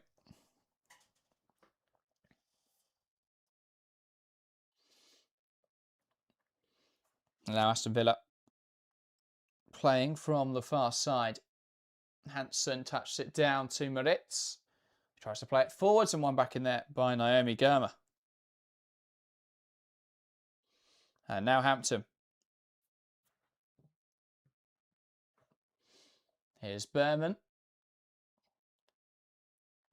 Exchanging with James. Berman chopping back inside. Now Lauren James. Switch to the play. It's cut out well by Moritz. Thompson wins it back and Hansen bringing her down in there. Chelsea free kick. Walsh in a hurry. Does now slow it down and Bronze will come over and take it.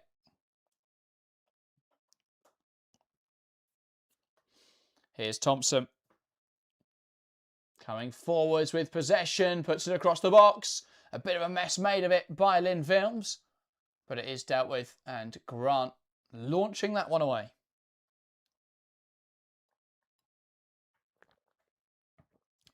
Sato says, I'd be okay to rest up some players for Wednesday. Should we take James and Kerr off for the UWCL match?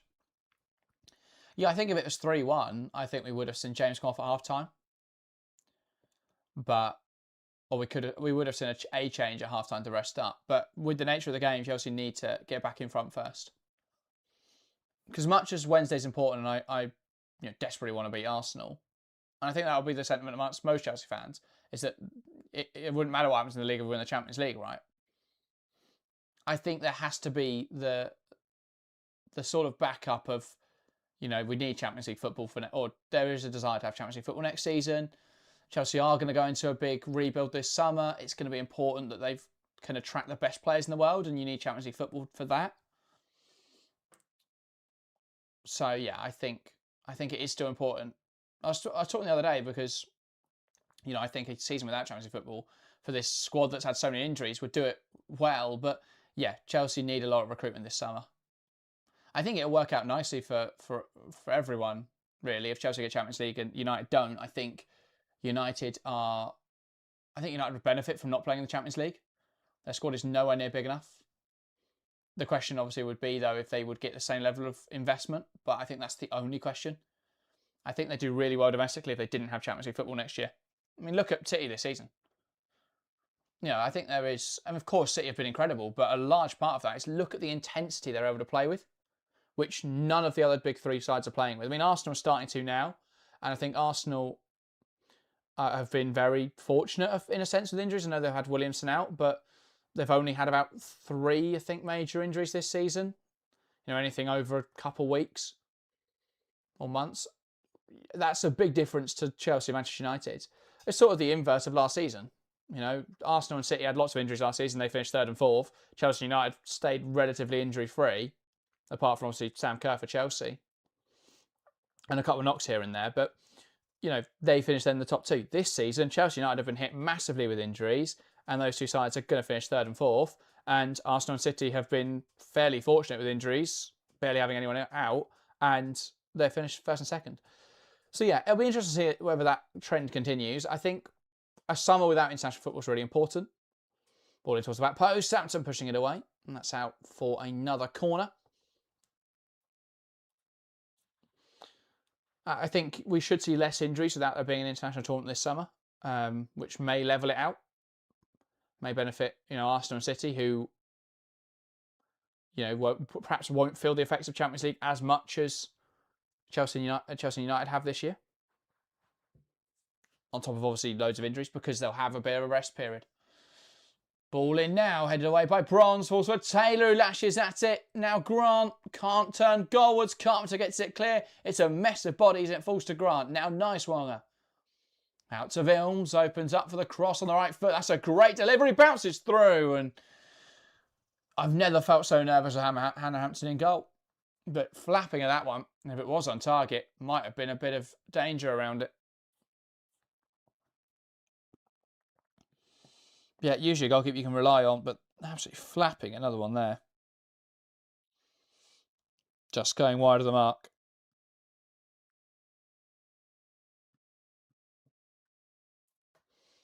Chelsea now progressing forwards. Berman, Kerr, dropping with the ball. Germer. Here's James. Nice turn, just trying to find some space, lifting it over the top. Villa, Berman breaking down the left-hand side, looks to cut in, now takes it back wide, taking on Vilms here, sits her down, plays it back to Nuscombe, but Jean-Francois gets in front of it. That was brilliant from Berman. Not a natural left-back, but did so well there in the attacking area, but now Villa are breaking, and Villa have got numbers forward. Chelsea trying to get back in. Thompson lets her run. Here is Hansen. Now back to Grant. Taylor. Into Nicewonger. Back now, Villa with possession.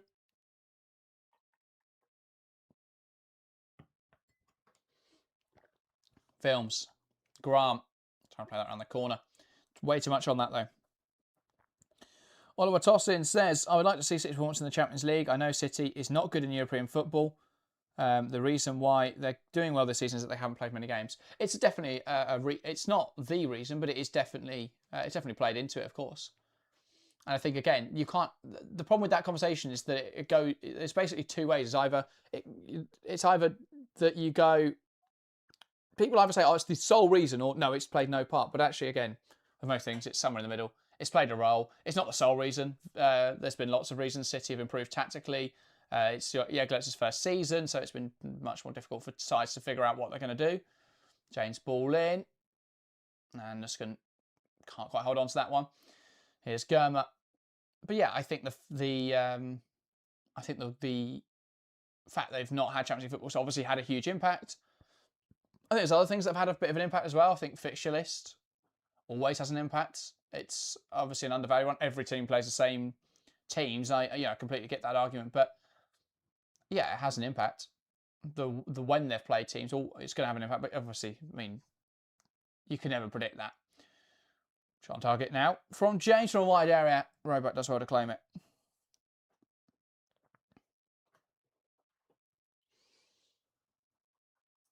Ball forwards cut out well by Bronze. Brought down brilliantly by Nuskin. Trying to feed it through the lines, and that's going to run through and out for a Villa goal kick. Phil says, as summer as anybody's guess, director of football gone. The club as a whole is looking to make money rather than splash it like the Russian regime. It could see a very different Chelsea approach. I think, again, your expectation of what that's going to look like is dependent on what you want to happen, isn't it? I think optimistic Chelsea fans would look at it as, well, there's still a huge amount of investment in the women's team. There is a recognition that change needs to happen. So that is a big positive. Double change for Chelsea in this game. Germer off for Baltimore. So Berman will go to centre half. And then Captain off for Erin Cuthbert. Cuthbert coming in to midfield. But if you're a pessimistic Chelsea fan or a rival fan, then you'll probably look at it and go, well, it's a real unknown for Chelsea what's going to happen this summer. Will they be able to bring in the best players in the world, which they need? Who knows? So it depends. It depends how positive you want to be. But yeah, I'm always going to be optimistic. It's in my nature to be optimistic. Hansen round the corner. One back in there by Carpenter. Hansen just caught. I also think, it's realistic in the sense that I don't think Bompastor's done as bad a job as some people seem to think. But yeah. It's true. Who knows what's going to happen this summer? Who will Chelsea bring in? That is going to be one of the biggest talking points. But I think it's going to be an active summer for all of the top 4 teams, or it needs to be, really. I think it is wide open now. I don't think Chelsea will lose the stranglehold of City naturally, but, in a more settled Chelsea team, maybe you'd make the argument that everyone comes back and they'll be fine. But we know it's going to be a big summer of change. So it is wide open, but I think every team is still a few players away from being able to be the best team in the league. Berman. Wide now into Baltimore.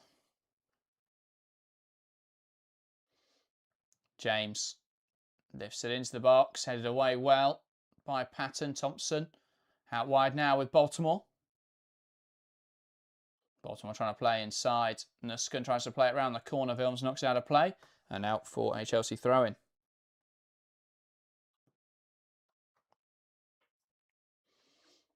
Baltimore.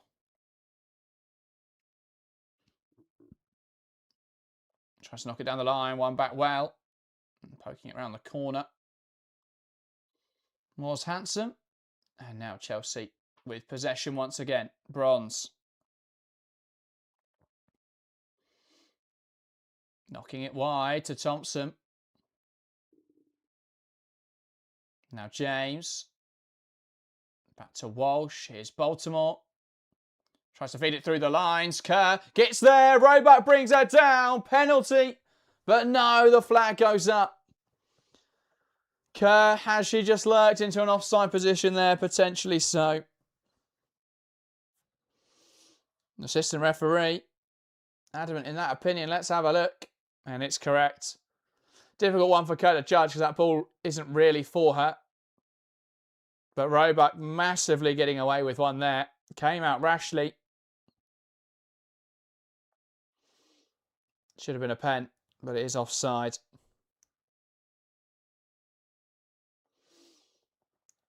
And yeah, I think Roebuck was a bit blindsided there by Kerr. I don't think she saw the run. Either that or it was just a rash decision. But she seems to come out unaware of the player running across her. And good to see in the stands today, Alexis Ohanian.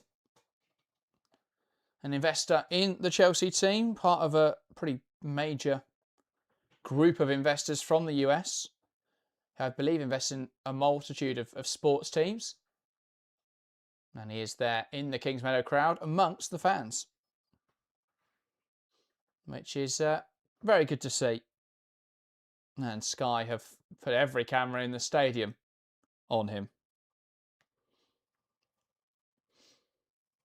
As Hansen here is receiving treatment. Does get back to her feet. I think she may be right, but she's gone down a couple of times now. Hansen, and that will be a concern. Been so important for Aston Villa throughout this season, has Kirsty Hansen.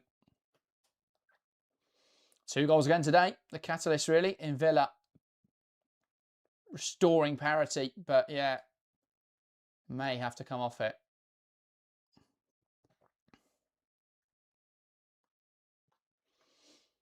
Thrown on this near side now for Aston Villa. Hansen still on the sideline, just feeling it out.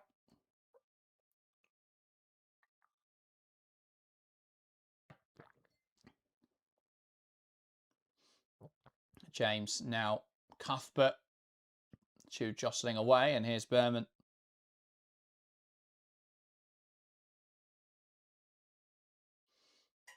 Bronze. Now to Carpenter down the line, into Thompson. Back towards Ellie Carpenter. Thompson. Knocks it down the line, and nice Wonga clipping it out of play. Does take a touch off Thompson out for a Villa throw-in. Half an hour of play in this one. Can Chelsea find a way to get themselves back in front in this game? It's been a crazy one. Out for a Chelsea throw here. Doesn't quite work there down the line from Nice Wonga. Carpenter going to look to go back the other way. More into the penalty area here, though. It's not dealt with by De Landes. Headed on by Kerr. James can't get there. Drops on the edge of the box with Walsh. Baltimore down the line. Great run from Nusken. Can she find a teammate? Tries to cut it across the box. It's blocked. Nusken shifts to James. Overlapping well. Good delivery. Headed away, though. And Walsh looks to keep it alive on the edge of the box. Here now is Ellie Carpenter. Ball down the line. Carpenter will get there. Cuts it into the box. And it's cleared away again. And will it go for a corner? Indeed it will. Under pressure a bit here, Aston Villa.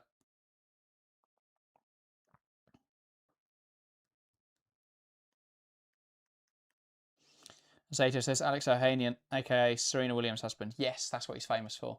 Couldn't remember what he's famous for a moment. I knew it was something to do with Serena Williams, but I didn't know if he was her husband or whether they would... I didn't know if they were just like business partners or something.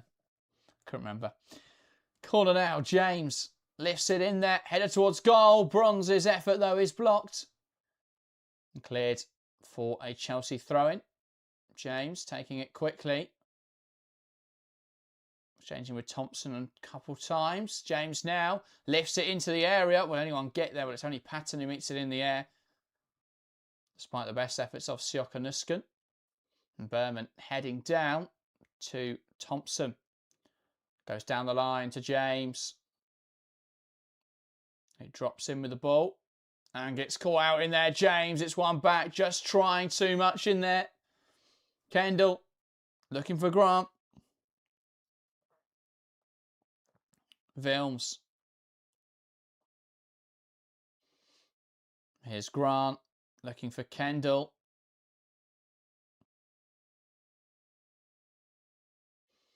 Jean-Francois feeding it wide to Moritz. Now Nicewonger back inside to Moritz to Nicewonger. Lovely combination.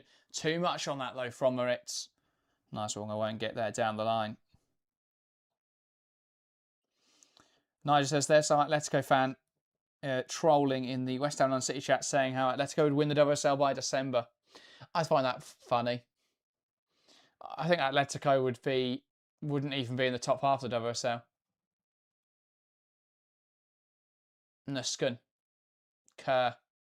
Now Walsh. Finds Sondi Baltimore carrying the ball forwards here, Baltimore. Tries to knock it in behind, but cut out well by Patton.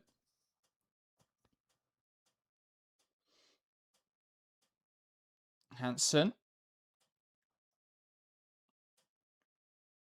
Now Grant inside to Hansen, who opens up for the far corner off the post. Chelsea nervy here. Grant takes aim, and that's wide. Chelsea need to get a better stranglehold on this one. They've had opportunities. They've not taken them. Villa coming forward for the first time, really, in the second half. And Kirsty Hansen not far away from her hat-trick. And from really making this a great afternoon for Aston Villa. That, just their 7th shot of the game, Aston Villa. 3 on target, 3 goals. Really poor at the back from Chelsea today. Bronze down the line. Thompson will get there. Battling away here with Nicewonger, who heads it away now. Moritz gets it clear. Walsh. Now Carpenter. Carries forward now to Thompson. Back to Carpenter. Here's Thompson. Can they find the delivery? Heavy touch from Thompson. And it's charged down by Moritz.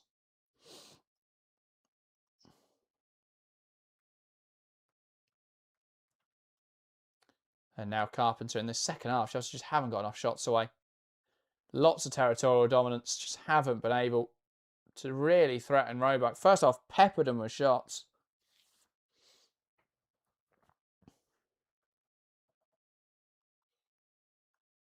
.26 minutes to play. Thompson trying to go down the right-hand side. Knocked out again by Moritz. And now Chelsea with a throw-in on the far side. Nusken. Carpenter. And now James. Berman.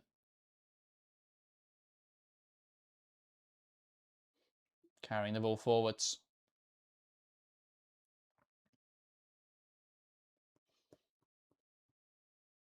Bronze.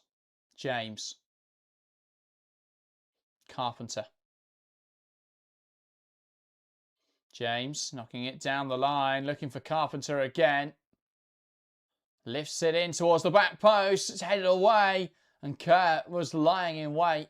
Important intervention from Patton. Hansen heads on, and one back in there by James, and Bronze now gets it to Baltimore. We've not really seen since coming on Sondi Baltimore, which, based on performances in recent weeks, may not be the worst thing. Walsh, it's a good pass now into Cuthbert. Cuthbert allowing Baltimore to overlap. Now goes back to Berman. Here's Bronze. Lifts it into the penalty area. Nusken tries to get there, headed away. Jean-Francois nods it on. And Baltimore doesn't really challenge with Grant for the ball. Now Jean-Francois to Vilms in their own corner, poking it down the line and out for a Chelsea throw-in.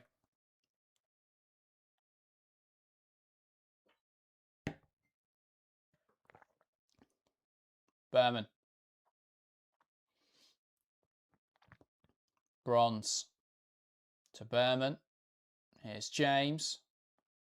Darts inside. Trying to slot it through the lines. A great challenge though from Patton. And Villa now trying to come forwards. Cuthbert. Shuffling it wide. Thompson. Carpenter. Blocked by Nicewonger. Thompson again. Cuthbert. Here's Carpenter.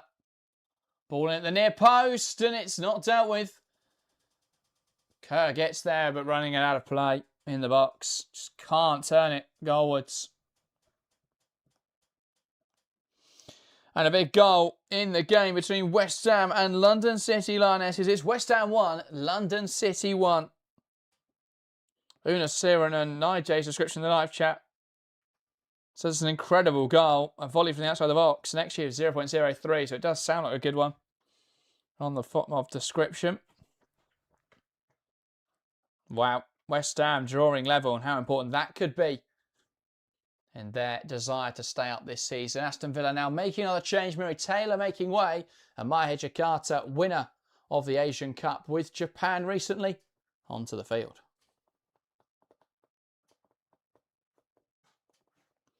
Roebuck. De Landes. Hansen holds the ball up well. Bronze will get there. Hansen still jostling with her though. And out for a Chelsea throw-in.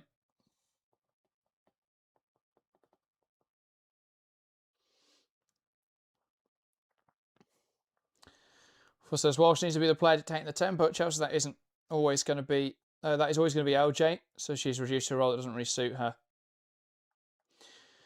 Yeah, I mean, I think the best performance came in the game at the Emirates earlier this season. For the first half, where she redictated it, and then Chelsea decided to go really defensive in the second half, and it didn't really work. But I think, noticeably, James didn't play that game. I think they can coexist. I think you can give James a more limited, or like just tell her to do what she does incredibly well, but in more attacking positions. Baltimore. Ball in at the near post, bounces through, header over the bar. From Alyssa Thompson, that should be Chelsea in the lead. Brilliant delivery this from Sondy Baltimore on the right foot.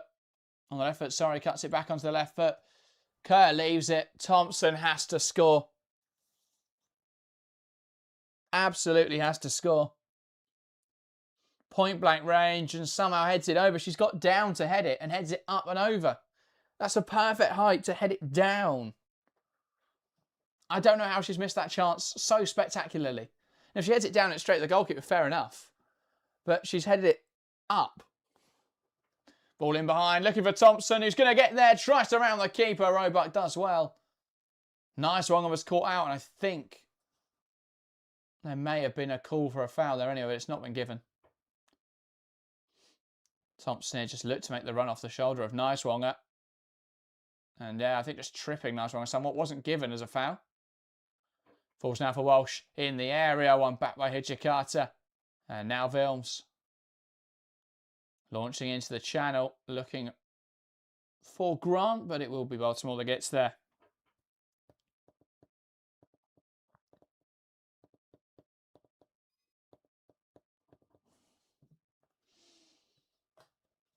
So 20 minutes to play. Time ticking away here for Chelsea, who would remain fourth with the draw. Champions League qualification would still be in their hands. Wins in all of their last 3 matches, including against Manchester United, of course, would see them get into the Champions League. But they really don't want to make it that complicated. And victory today just eases it somewhat. Nicewonger sees it out for a Villa throw-in.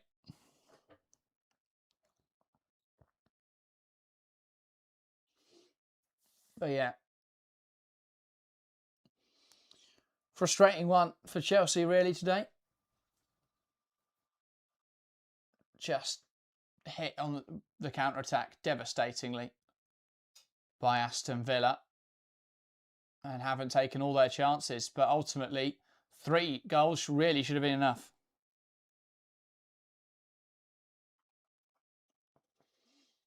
Berman now.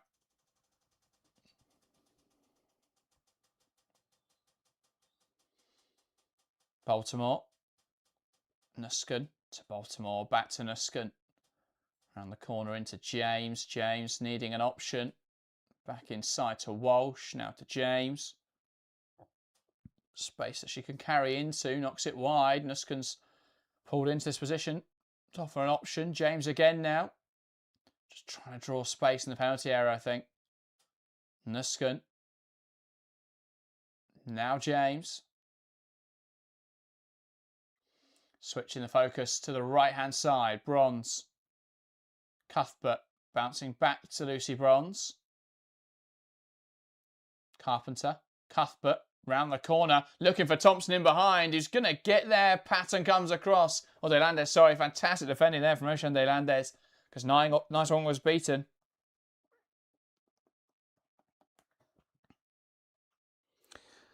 Nicholas says, will Chelsea score more than 2 goals? Will score 2 more goals? Don't know. I hope they score at least 1 though.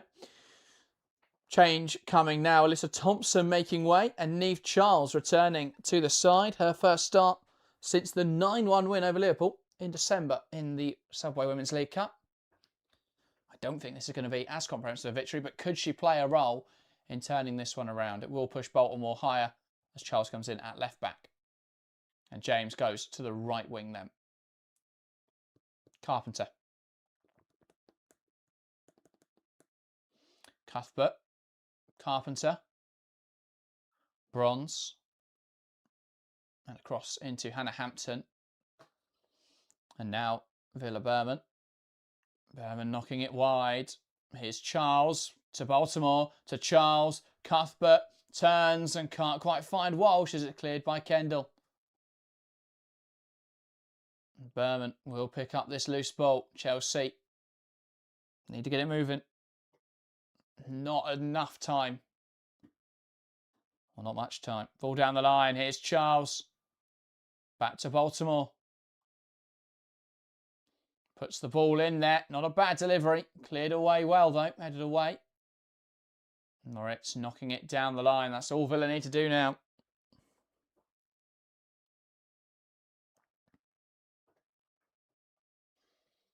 And a possible problem here for Chastity Grant, who has gone down off the ball. I think it was a bit of contact with Charles, to be fair, on this left-hand side for Chelsea, right-hand side for Villa. The ball then switched play and Grant's gone down.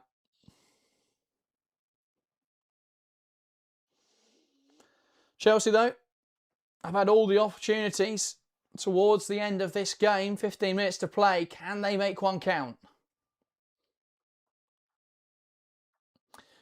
And while Chastity Grant is down, I'll do a shameless self-promotion. If you haven't yet left a like on the stream, make sure to do so. It massively helps support the channel, and we've only got 57 likes. If you are enjoying the stream and want to help support us, make sure to hit that like button. And if you want to help the channel even more, then make sure to hit that subscribe button. As we are trying to hit 10,000 subscribers before the end of the season. 2 months to go now. Can we achieve it? We'd be so grateful if you could subscribe and help us towards that goal. That very ambitious goal, has to be said. But we've got such a strong community here. So make sure to subscribe and become part of it. Chelsea with a throw-in on the far side. With Carpenter change for Aston Villa. That's the end of Chastity Grant's game. A shame. She's done really well for Villa. Emily Salmon onto the pitch though. Bronze knocks it forward. Kerr can't get the head on. We'll drop in midfield now. And Hansen gets there. Berman wins it back though, and Chelsea in possession. Walsh. Carpenter. Wide now with Lauren James. Back towards Ellie Carpenter, who looks to cut it back. It's going to fall to Kira Walsh. Can't quite keep it under her control to get the shot away. And Hansen winning it back. Returns it to Roebuck, who will launch that ball clear. Bronze gets there. Nods down to James. James trying to flick it on. Nice one. Jumps in front of it. Chelsea throwing on the far side.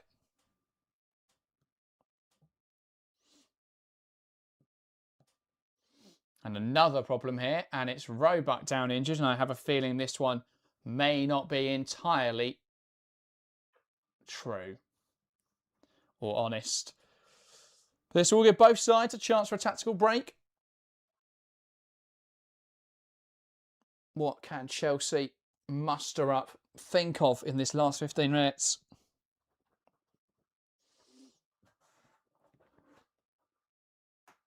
Two changes they've still got to make. Option on the bench, though, are limited to Shooter, Sawi, Potter and Buchanan. Don't really view any of those as players that come on and win this game for Chelsea. Just don't have the depth. No Ramirez, no Beaver Jones. No Carnery today. And I mean, I think of Chelsea of yesteryear. Your Pernilla Harder would be able to come on in this situation. Or a Frank Kirby, if she wasn't indeed starting. D'Angelo is actually getting ready here. Is this some fantastic acting from the Canadian, or is there a genuine problem for Roebuck? I've grown sceptical of all goalkeeper injuries now. I don't think goalkeepers are capable of getting injured. They're all lying. But yeah, what a crazy game of football.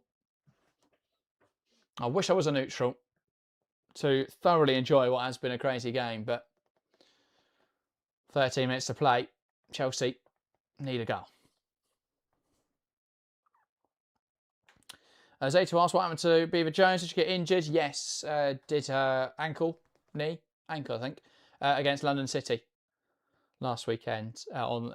Yeah, just seemed to be a landing on the surface, I think. I don't think it was due to... I don't think there was much contact. I think it was a landing on the surface. So yeah, that was concerning.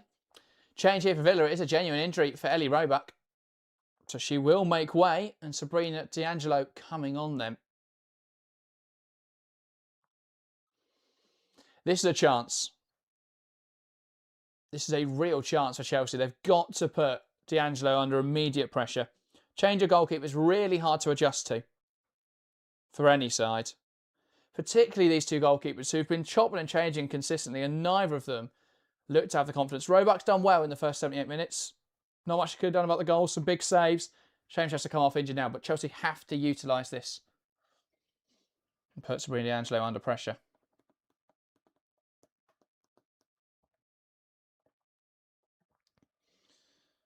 "12 minutes then to play. There will be some additional time now as well as a result of that injury and the handful of stoppages in this second half.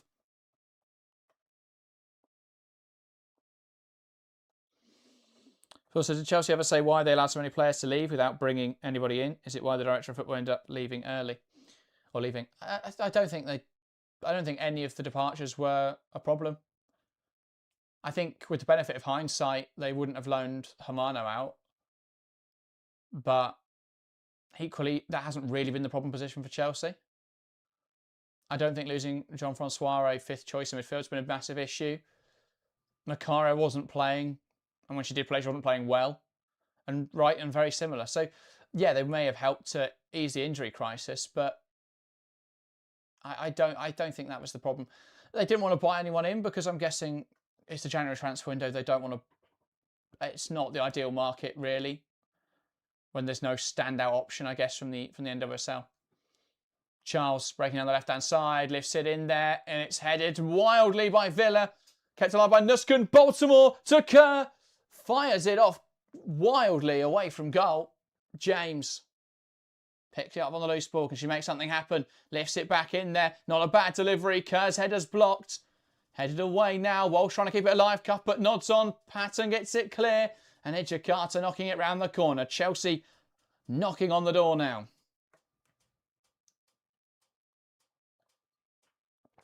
Bronze puts it in there. Vilms. Berman.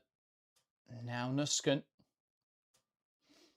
James delivers it in there. Kerr can't quite get there. Falls on the edge now with Berman. No room for her to take the shot. Cuthbert turns out nicely. Knocking it to the right-hand side. A pocket of space here for James. Lifts it in there. It's blocked by Niceronger, but it still finds its way in the box. Nusken can't turn it goalwards. Not dealt with in there by Moritz, but it is De Landes who launches it away. Bronze heads it to James. Bronze complete. She thought she'd knocked it out of play there and just gave up. James kept it in.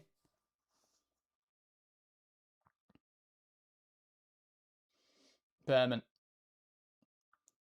Says Macario in a farewell message chose to thank Emma Hayes and Paul Green, but notice we left out Sonia. I'm not that bothered. Maccaro was never good enough when she played for Chelsea, never available enough. Not a player I'm massively concerned about. It's a shame it never worked out. But, yeah, not a player I'm too concerned about losing. D'Angelo. De Landes. Maritz. Carpenter wins it back, carrying it forwards to Kerr, to Nusken, who lets fly, and Chelsea take the lead again in this game. They have barraged Villa with efforts in this second half, lifting balls after balls into the box, but they pounce well there on Villa, trying to play out from the back. And Sioka Nusken, a really well taken goal, and it's Chelsea 4, Aston Villa 3. And how important could that goal be in the context of this season now for the Blues? Carpenter pounces brilliantly. Kerr able to lay it off perfectly, really, into Sioka Nusken. And a composed finish, unmarked, first time.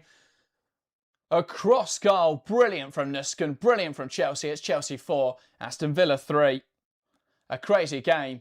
But the Blues do, with 8 minutes left, finally take the lead again. And Sam Kerr, fantastic hold-up play. Sioka Nusken, a great strike. And Chelsea rewarded for their persistence. Now just got to see it out, but Villa are going to come out and play now. Patton. Nice wonger. Out of play, a Villa throw-in. Nice wonger. Inside to Maritz. Ball hit forward. Salmon breaking in behind. Fires into the side netting. And while that may have excited the travelling support, the pocket of travelling support behind the goal there. Salmon always, I think, a little bit too wide of the goal to seriously trouble Hampton.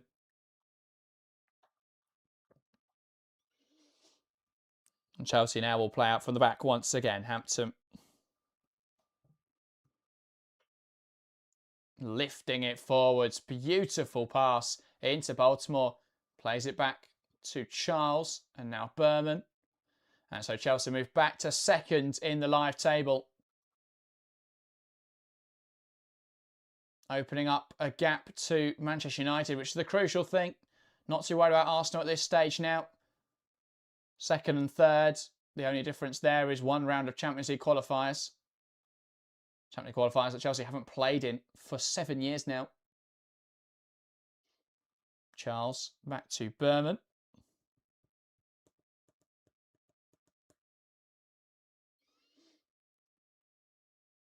Lauren James and Berman.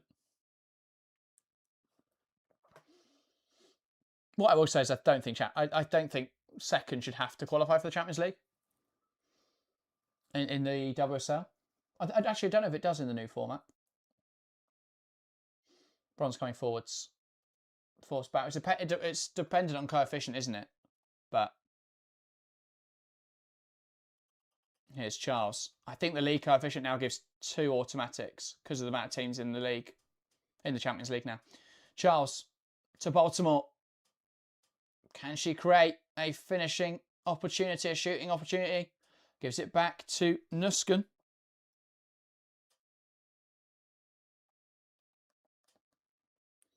Berman. Nusken.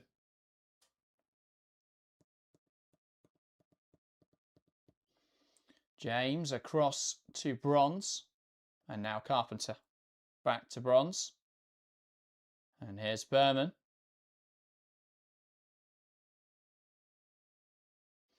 Ball lifted over the top, looking for the run there of Baltimore. Who puts it in towards the near post, and Nusken can't quite get there, and Patton gets in front of it. 5 minutes to play then, and Villa are going to try and come forwards again.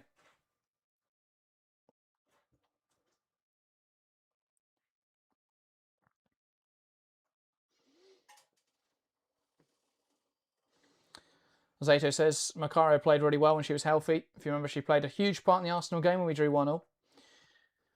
Yeah, there were individual moments where she did okay, but there were also games. I think she's the player in the Chelsea squad with the biggest XG underperformance this season.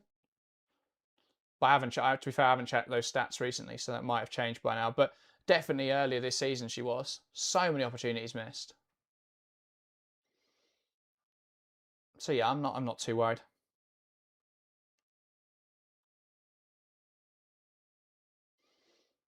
Carpenter looking down the line. Nuskin trying to nod it on. Falls to Cuthbert. Now Bronze.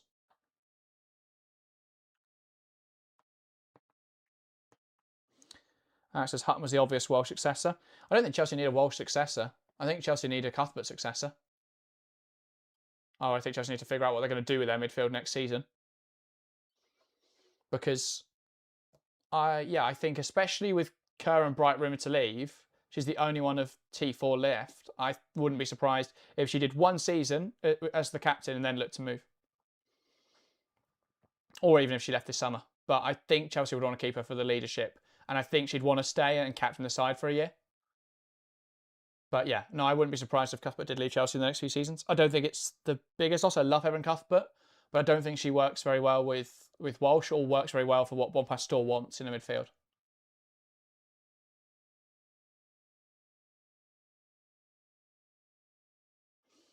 Of course, it's Macari's ability, but she's not productive enough to demand that level of a contract. Yeah, you're never going to be able to compete with the money. And this is the other thing about Sam Kerr, right? With the argument with Kerr, is that if Chelsea were to keep Sam Kerr this year, they're going to have to outpay whatever the NWSL can, which I love Sam Kerr, but is she worth that anymore? She'll probably be the highest paid player in the world, I reckon, when she moves to the NWSL. So yeah, that's the other problem for Chelsea. Walsh. Now Berman. Into Nuskin, and now to Baltimore. Slips it through. Kerr bearing in on goal. Can she finish the job? A big save from D'Angelo. Chelsea playing with a little bit more freedom now they've got that winner. Or what could be a winner, I should say. Now they're back in front. They'd love to add another goal just to kill this game off a corner now, but there is an injury here.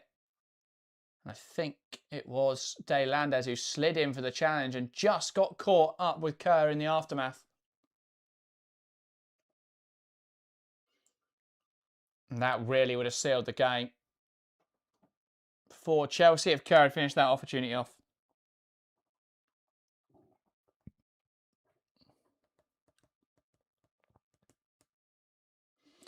Luke says, what kind of player do you think Sonia wants from midfield? And Gigi says, wouldn't Captain be her successor?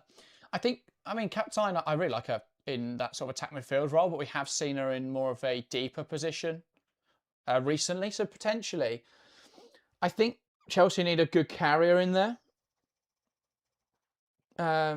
Someone like, I was really impressed with Justine Kierland of Wolfsburg the other day. I thought in terms of carries, so good at picking up the ball, wriggling out of a tight space and just driving it forwards. And I think Chelsea lack that in midfield. There's no one in there that's particularly good at carrying the ball. I think Captains are really good at operating in the tight spaces, and especially high, and this is why I like her higher at the pitch. Really good at operating in the half spaces and linking the play. Walsh is very good at sort of being that metronome, but she's also got quite a decent range on her passing. So I think you've got a sort of deeper playmaker there, and obviously James drops deep to get involved as well. So I think you need someone that carries the ball forward, someone that picks up the ball in midfield, is physical enough, because I think with Nuskin and Cuthbert, both of them have got that sort of got that physicality, but I don't think either of them are as mobile as they want, and I don't think either of them are fantastic carriers. So for me, that's what Chelsea will be looking for from a midfielder. I don't know who. It's very difficult to scout players now that there's very little data. Short of watching every footballer in the world, it's difficult to say who, but just off watching Justine Kierland the other night, very impressed. That's the profile Chelsea need of a player. And again, I mean, their scouts have access to data, so I'm sure they'll do a better job, but it's very difficult now without FBref to find players initially and then do deeper dives into them. Here's Kerr. Now to Carpenter.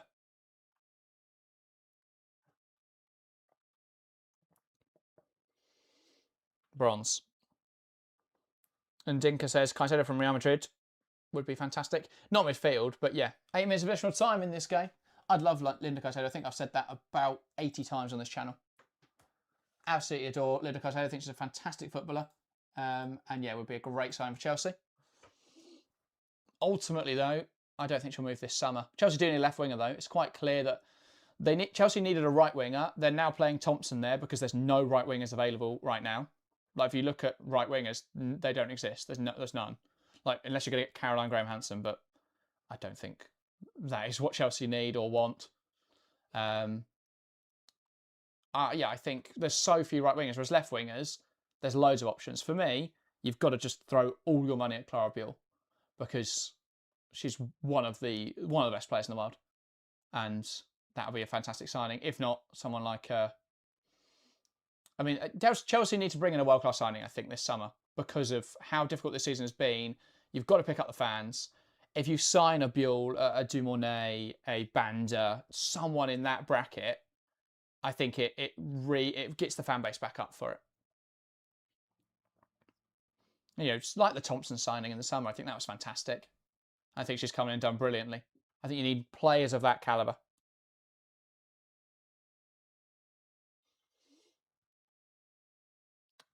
Throw in now for Chelsea, who are slowing this game down as much as possible.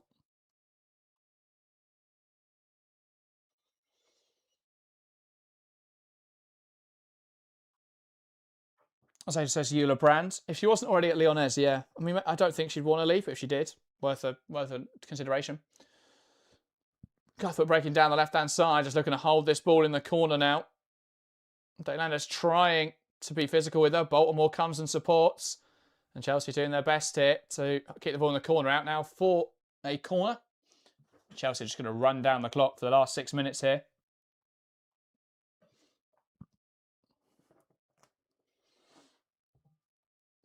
Just trying to kill this game off. Baltimore makes a heavy touch there. Takes a heavy touch, and that's out for a Villa throw. They've got to move this ball quickly if they want to try and turn this game around again. Luco says, Banda is someone we should go for. Having watched her play for Zambia, she's so good. Yeah, I mean, one of the best players in the world. I think if Chelsea are looking for a way to replace Sam Kerr and potentially replace Maya Ramirez, you've got to sign one of the best players in the world. You're not going to get Payor, you're not going to get Shaw, and you're not going to get Russo. For me, they're probably the 3 best strikers in Europe right now. And then looking at the bracket under that, is Beerenstein really what you want? Probably not. You're not going to get Katoto. So yeah, I think you've got to look at Banda.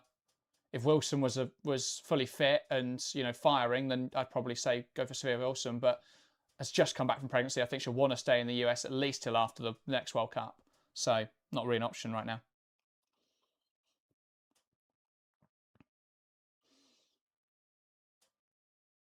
Chelsea throwing on this near side again with Charles. Just as someone in the live chat say Paralluelo. No. Vicky Lopez would be fantastic, but we're not going to get her. Charles looking down the line for Baltimore. Cut out well by Vilms, and Villa now will look to move it quickly. It's cut out by Bronze. I think it's left the field of play. Oh, that's a foul. Villa free kick deeper in the field. Gian says, what about Cersei? Yeah, for the left wing, I don't mind it. I wouldn't mind a Vivian Enderman as an option on the left wing. I don't think Vivian Enderman could be the only left wing signing.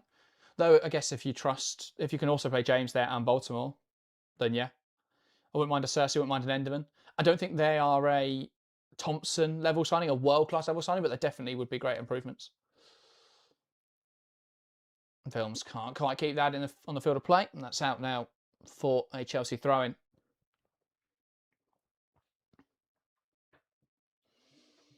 And Chelsea are now going to bring on Lexi Potter to try and just see out this result. Throwing down the line. Nodded on by Vilms. And then nodded out of play by Patton. Marlon says, I would take I'll take Tottenham from United. Yeah. I would...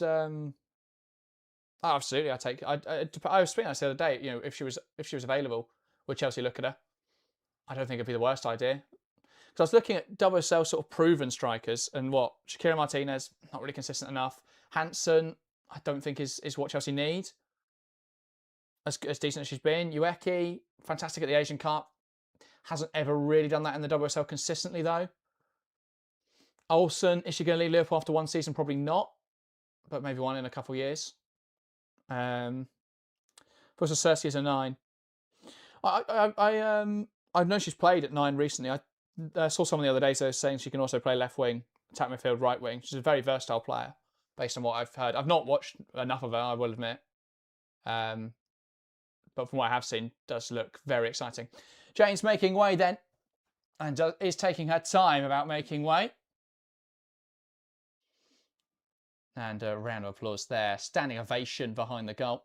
Lexi Potter coming on then just to see this game out. Locust and Phil singing Moultrie's praises. Yeah, I don't know if Chelsea need an attack midfield. I think attack midfield is like the one position Chelsea don't need. Because I think you've got Captain Hamano and ball in now from bottom more towards the back post. And James, if she's going to play as attack midfielder. GC says, what about PSG striker Leuchter? Loved Leuchter at Ajax. Don't think we're so much of her at PSG though. And that would concern me. Ball cleared away from D'Angelo. I think she's done well domestically, but that doesn't really bode into my thinking, to be honest. Bronze gets back in there well. And yeah, Gargo would be a consideration, but I think the fact that she is, I think the way that she's dealt with that situation at Everton for me, do you really want that in the camp? Probably not. Corner now for Villa.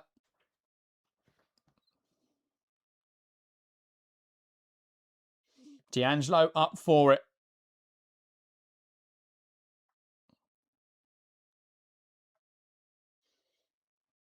Can Villa steal away a point here? Nice one up, puts it in there. Headed away. Jean-Francois pouncing on the loose ball. Nice one up, feeds it back in the box. It bounces free. Can they turn it home? Not quite. Big save from Hampton. That was open. Patton had the chance to steal a draw with a last-minute header. Not for the first time this season, Anna Patton. Of course, scoring that header at the Emirates in a 1-1 draw against Arsenal late on. Ball out of play, and that is the final whistle here at Kingsmeadow. An important victory for Chelsea today. They climbed back to second in the league. And in the context of the Champions League fight, that's so important. A crazy fixture. Chelsea looking great in front of goal, but dysfunctional, disorganised at the back. A big 3 points though. Hopefully some confidence taken into the game on Wednesday night. And a great performance, I think, in front of goal. Outside of some very messy defensive moments, I think Chelsea were the better side. Speared on by Lauren James, the catalyst for everything positive in this Chelsea team. Probably the player of the match in that game. And Chelsea thoroughly deserving that 3 points. Villa gave them a fantastic game. No doubt about it. It wasn't an easy win. But Chelsea do get over the line eventually. And to round up, still going on. West Ham 1, London City 1. What a point that would be for West Ham. It would give them that 4-point buffer to the relegation zone, even if Leicester did beat Brighton in that game, kicking off in about an hour's time, I think.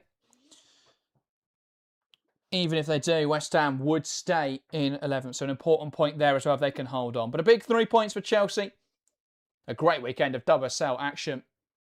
And a big victory for the Blues.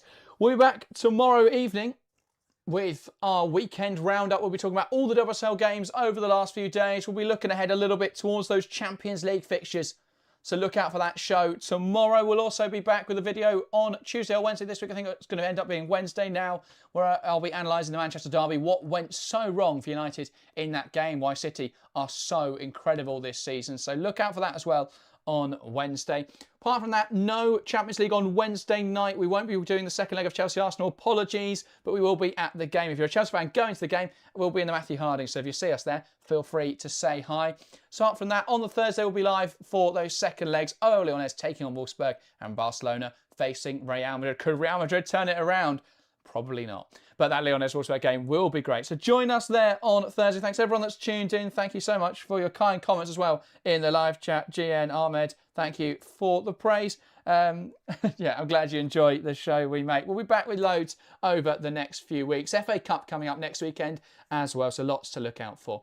That, though, is everything from me today. Thank you guys very much for watching, and we'll see you next time.